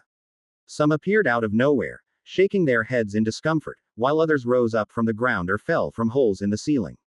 But with so many keepers, of so many races and varieties, this was clearly the most diverse crowd that Bihana had ever seen. It didn't take me long to find a few familiar faces. The giant red dragon that had been a new keeper in my first meeting, the Arachne Cathy, and naturally the giant hosting the event Alcahest. Various other faces seemed familiar, but I couldn't quite remember where in the previous event that I had seen them. Shortly after we arrived, someone hurriedly walked up to us. They were a small man, barely 2 feet tall with dark brown hair. Their eyes were a pure green, and they were wearing a black robe, with the emblem of a golden branch sewn on. You are Earth Force One, right? He asked hurriedly. That's right. Before I could say anything else, he nodded his head again. Good, yes, very good. Here, take this. He handed me a small badge, which looked almost like a name tag. Grimoire said you were bringing a companion, so give that to them to allow them to represent you. As he said that, he quickly disappeared back into the crowd, likely finding more keepers to give the name tags to. Glancing down at the name tag, it simply said, Game Companion of Earth Force 1. With a light shrug, I passed it to Baihena next to me. Looks like they'll be using that to identify you when I'm not around. I had been curious how they would handle that, or if they could simply award me the points through her as a proxy. But it looked like that wasn't the case. It took roughly 30 minutes before people stopped appearing within the crowd. At one point, I even had to dodge out of the way as an explosion of blood and gore occurred from in front of me, revealing a keeper who looked absolutely traumatized. Inside out method. Poor guy. Once the crowd was settled in, Grimmer's voice rang throughout the crowd. Hello, everyone, and welcome to the 275th semi-annual Keeper meeting hosted by the Gilded Branch. I am Grimoire, owner of the title Alcahest, and I will be your host for the day. Durandor is still in the midst of her invasion against Trident True, so she won't be able to join us for now. Ah, so that's why he's hosting it. I was thinking that she might have been killed or something. Now, unfortunately there aren't any new keepers among us, though I suppose that could be a blessing as well. This means that less keepers have lost their lives and been replaced in this last month. However, there were still some losses, who I will honor now. After he said that, Grimoire began to list off various keeper titles, most of which I hadn't heard of before. Yet, there was one that caught my attention. Dreyfus, whose name I only remembered because of the designer games from my first meeting, as they had been the winner with a new type of magic. However, aside from him, none of the other titles mentioned caught my eye. Finally, as he finished listing off the names of keepers, he pat his chest with his hand. In honor of those that have fallen, we carry on. To beat the system, and find the true keeper. As he finished, he thrust his fist into the air above him, his actions mimicked by many of the other keepers as they shouted out in unison. For the true keeper. Ah, I had almost forgotten about that bit. I shook my head as I waited for the ceremony to end. And sure enough, there was only one piece left, with Grimoire clearing his throat. Now, as per usual, we have Arbitron here with his monthly report. Saying that, he gave a small smile, allowing the old man that I saw last year to climb up onto the platform. Yes, thank you. Now, I have compiled a list of many notable systems submitted over the last month, and will be sharing some information about them now. He glanced over the crowd of roughly 1,000 keepers before beginning to list out the various systems. I had a small smile of pride when he came to the card law and card magic systems submitted by Earth Force 1, as they seem to be rated rather highly. Maybe I can look forward to an influx of royalties once everyone goes back to their own admin rooms. After he was done, Grimoire once again took to the platform, long enough to announce that the guild-hosted games would be starting in 10 standard minutes. So, thoughts? I asked with a small smile, turning my head to look at Baihena. Throughout all of this, she seemed to have been working her hardest to simply process the information, as all of this was so new to her. Of course, Leowin wasn't doing any better herself from her position inside my spiritual realm. It's big. A lot bigger than I imagined. Baihena muttered with a pensive expression, her eyes glancing from one keeper to the next. Though, it was hard to tell how many keepers had brought a companion with them like myself. My smile grew slightly larger as I heard her answer. A bit overwhelming at first. I asked, amused. Don't worry, most of them are pretty friendly, from what I saw before. As I spoke, there was the chittering of pointed legs that echoed over the crowd. Dale. A high-pitched voice called out to me, and I turned my head to see Kathy rushing over. I almost thought you weren't coming to these meetings anymore. Her legs were practically dancing beneath her, each one clicking against the stone ground. I chuckled softly as I heard that, shaking my head. No, I was just busy taking care of something in my own world. I take it that you've attended all of the meetings, then. She nodded her head rapidly, her legs clicking against the ground in an almost circular wave around her. Aside from the official one. I wasn't ready for it yet last time, so I couldn't go, but I'll be able to go to the next one. She grinned happily as she said that, clearly proud of herself. Oh, managed to get yourself into the games already? I asked in genuine curiosity while Baihena observed the two of us from the side. Just last week. Though, my first invasion is set to be an attack, so I won't be missing the meeting even if it takes a while. By the way, who's this? She turned to look at Baihena, her head tilted in confusion. Ah, I'm one of his goddesses, Baihena. The person in question introduced herself politely, offering a small bow. Ooh, you brought a goddess with you. Kathy grinned in excitement. None of my people ever want to join me. Always too busy with their own things. I'm Kathy, by the way. She lowered her large spider-like body down, extending a hand to Bihana. Spider Girl aggro has shifted, time to find some games to participate in. Chapter 170. A Tournament of Champions. This time, I knew more of what I was doing than the first time that I had been to one of these meetings.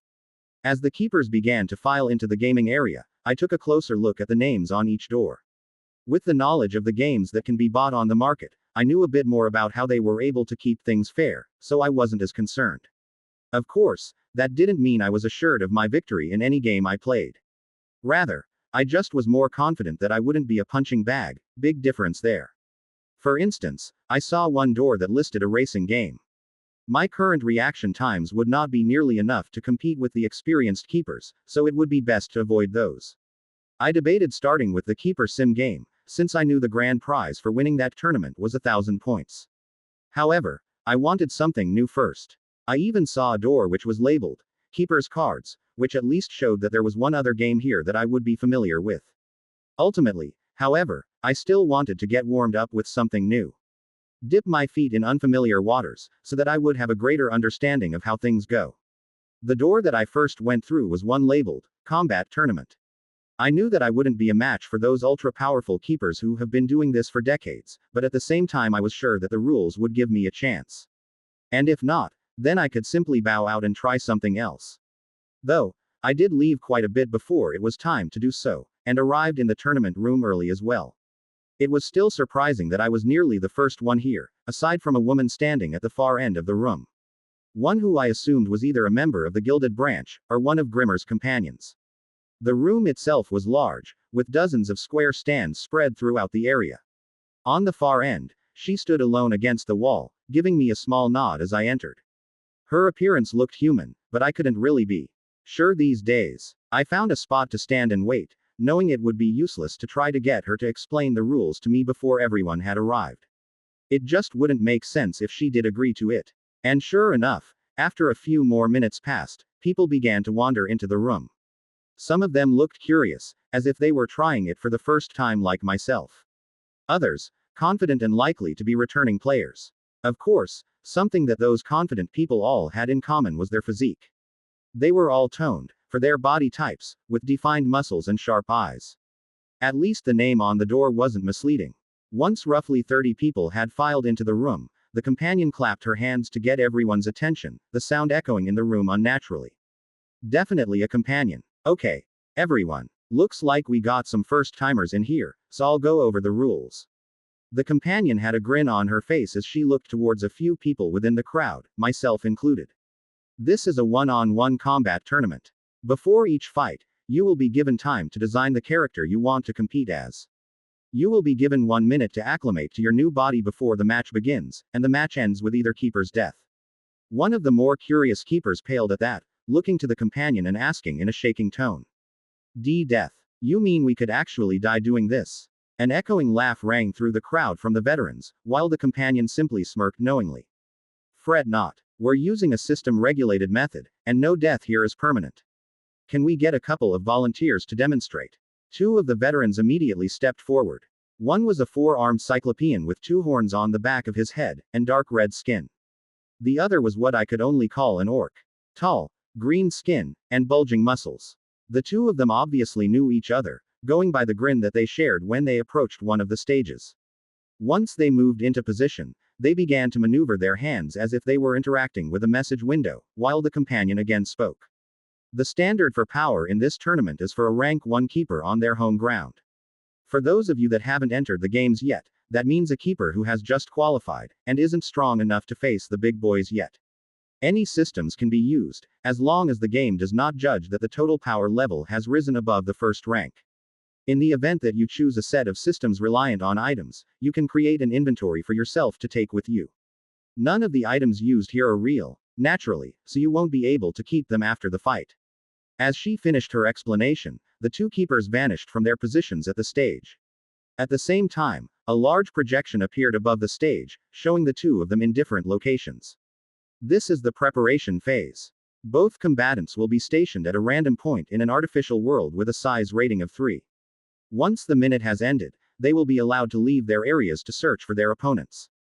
To prevent this fighting tournament from being a game of hide and seek, the world will constantly shrink as time goes on. After 10 minutes, the world will be down to a size 0, making it easy for them to find their target.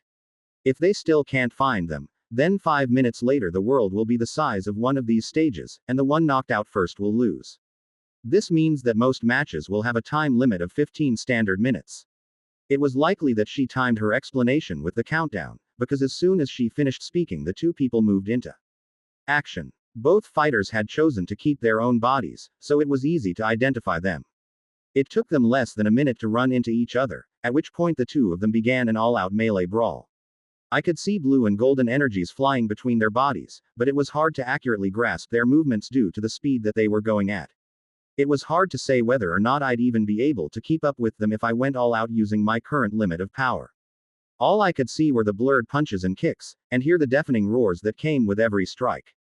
This went on for another 5 minutes, with neither side seeming to have an advantage. Until suddenly, the four-armed Cyclops clapped his hands together to release a green shockwave. The orc-like keeper was caught off guard for a brief moment, which allowed his opponent to stab his four hands directly through the man's chest. There was a gasp from the crowd, no doubt the same keeper who had raised the question of death in the first place. However, as the orc's body seemed to go limp, the projection faded. Moments later, the two keepers appeared at their original places at the stage again. The red-skinned keeper carried a triumphant smile, whereas the other shook his head. And that's your demonstration. As you all just saw, Mean Green clearly died just now under Mystery's final blow. A round of chuckles rang through the gathered keepers as the four-armed fighter's keeper title was revealed by the companion. Yet, she didn't seem to care at all and continued. Like this, everyone can be assured that the game is totally safe. This all happens under the system's eye, and there are no true deaths here. Her words spread a wave of relief throughout the newer keepers, myself included. I had seen from the games you could get from the system that it was possible to simulate death as part of the game, so I knew that it could happen like that. However, getting a first-hand example did help me to believe that nothing was going to go wrong. Now, she clapped her hands again to get everyone's attention, her green eyes shining. This is an elimination-style tournament. If you lose, you will be entered into the loser's bracket to determine your final standing. If you are eliminated a second time, you are out. The winner of the loser's bracket will have the chance to challenge the runner-up for their title. And if they win, they will be allowed one shot at the champion. Everyone, take a look at the back of your primary appendage, where you will find a number. I took the liberty of marking each of you during this explanation, and those numbers will be the stage that you report to for your first fight. Before the tournament begins, you will have 10 minutes to check the system and familiarize yourself with it. Then, 5 minutes to set your character, and finally 1 minute to prepare before the fight. I turned the back of my right hand over, and found the number 8 written on it in black. Oh yeah, definitely one of Grimmer's companions. If she was able to do all of this, she had to have way more than guest privileges. This place had to be like her own home. Still, I did move towards the 8th stage. At it, I thankfully found another of the new keepers, judging by how they had looked before the rules were explained. A brief glance through the room told me that all of the new keepers had been paired up together, and not just the two of us. Good luck, the man across from me said. I could tell that he was a martial artist by his outfit, which looked like a tight black robe tied off and cut just below the waist, his legs covered with matching loose pants. He was the very picture of a martial artist from Earth, aside from the fact that his skin was a light gray and he only had 3 fingers on each hand. You too. I gave him a brief nod, before stepping up to the stage to take a look at the system. Immediately, a display appeared, looking similar to the one in the keeper market with various purchasable systems. There were even preset characters that you could choose to play as. Naturally, I wanted something that I could take advantage of with my limited training. My own body was the one I was most familiar with, so I left it alone. For the powers, I gave it mana and ki, allowing myself to create chakra. Though, just to be safe, I turned to raise a question towards the companion hosting the tournament. I have sealed spirit entity within me. Will it come to any harm in this game? A few other contestants raised their heads at that, either surprised at the reveal of information or simply curious about the answer. Nope. The companion answered with a light shrug. Your body, and everything within it, are saved the moment the match begins, so everything will be returned to its previous state when the match is over. That helped to calm me down a lot, since otherwise I would have immediately left the tournament. After all, if Leowin were going to be killed just because I entered a fight, then that would not at all be worth the prizes. And, although the companion herself did not mention what the prizes were, they had apparently already been registered with the system. The first place champion of the game would go home with 1500 points. Second place would get 1000, and third place would get 500. After them, fourth would get 200 points, but nobody else would see a reward. I gave a small nod as I read that, before returning to the display to begin setting up my character. As I was scrolling through the list, I saw something interesting, which I couldn't help but smiling about. One of the systems of magic that could be used in this tournament, our very own card magic.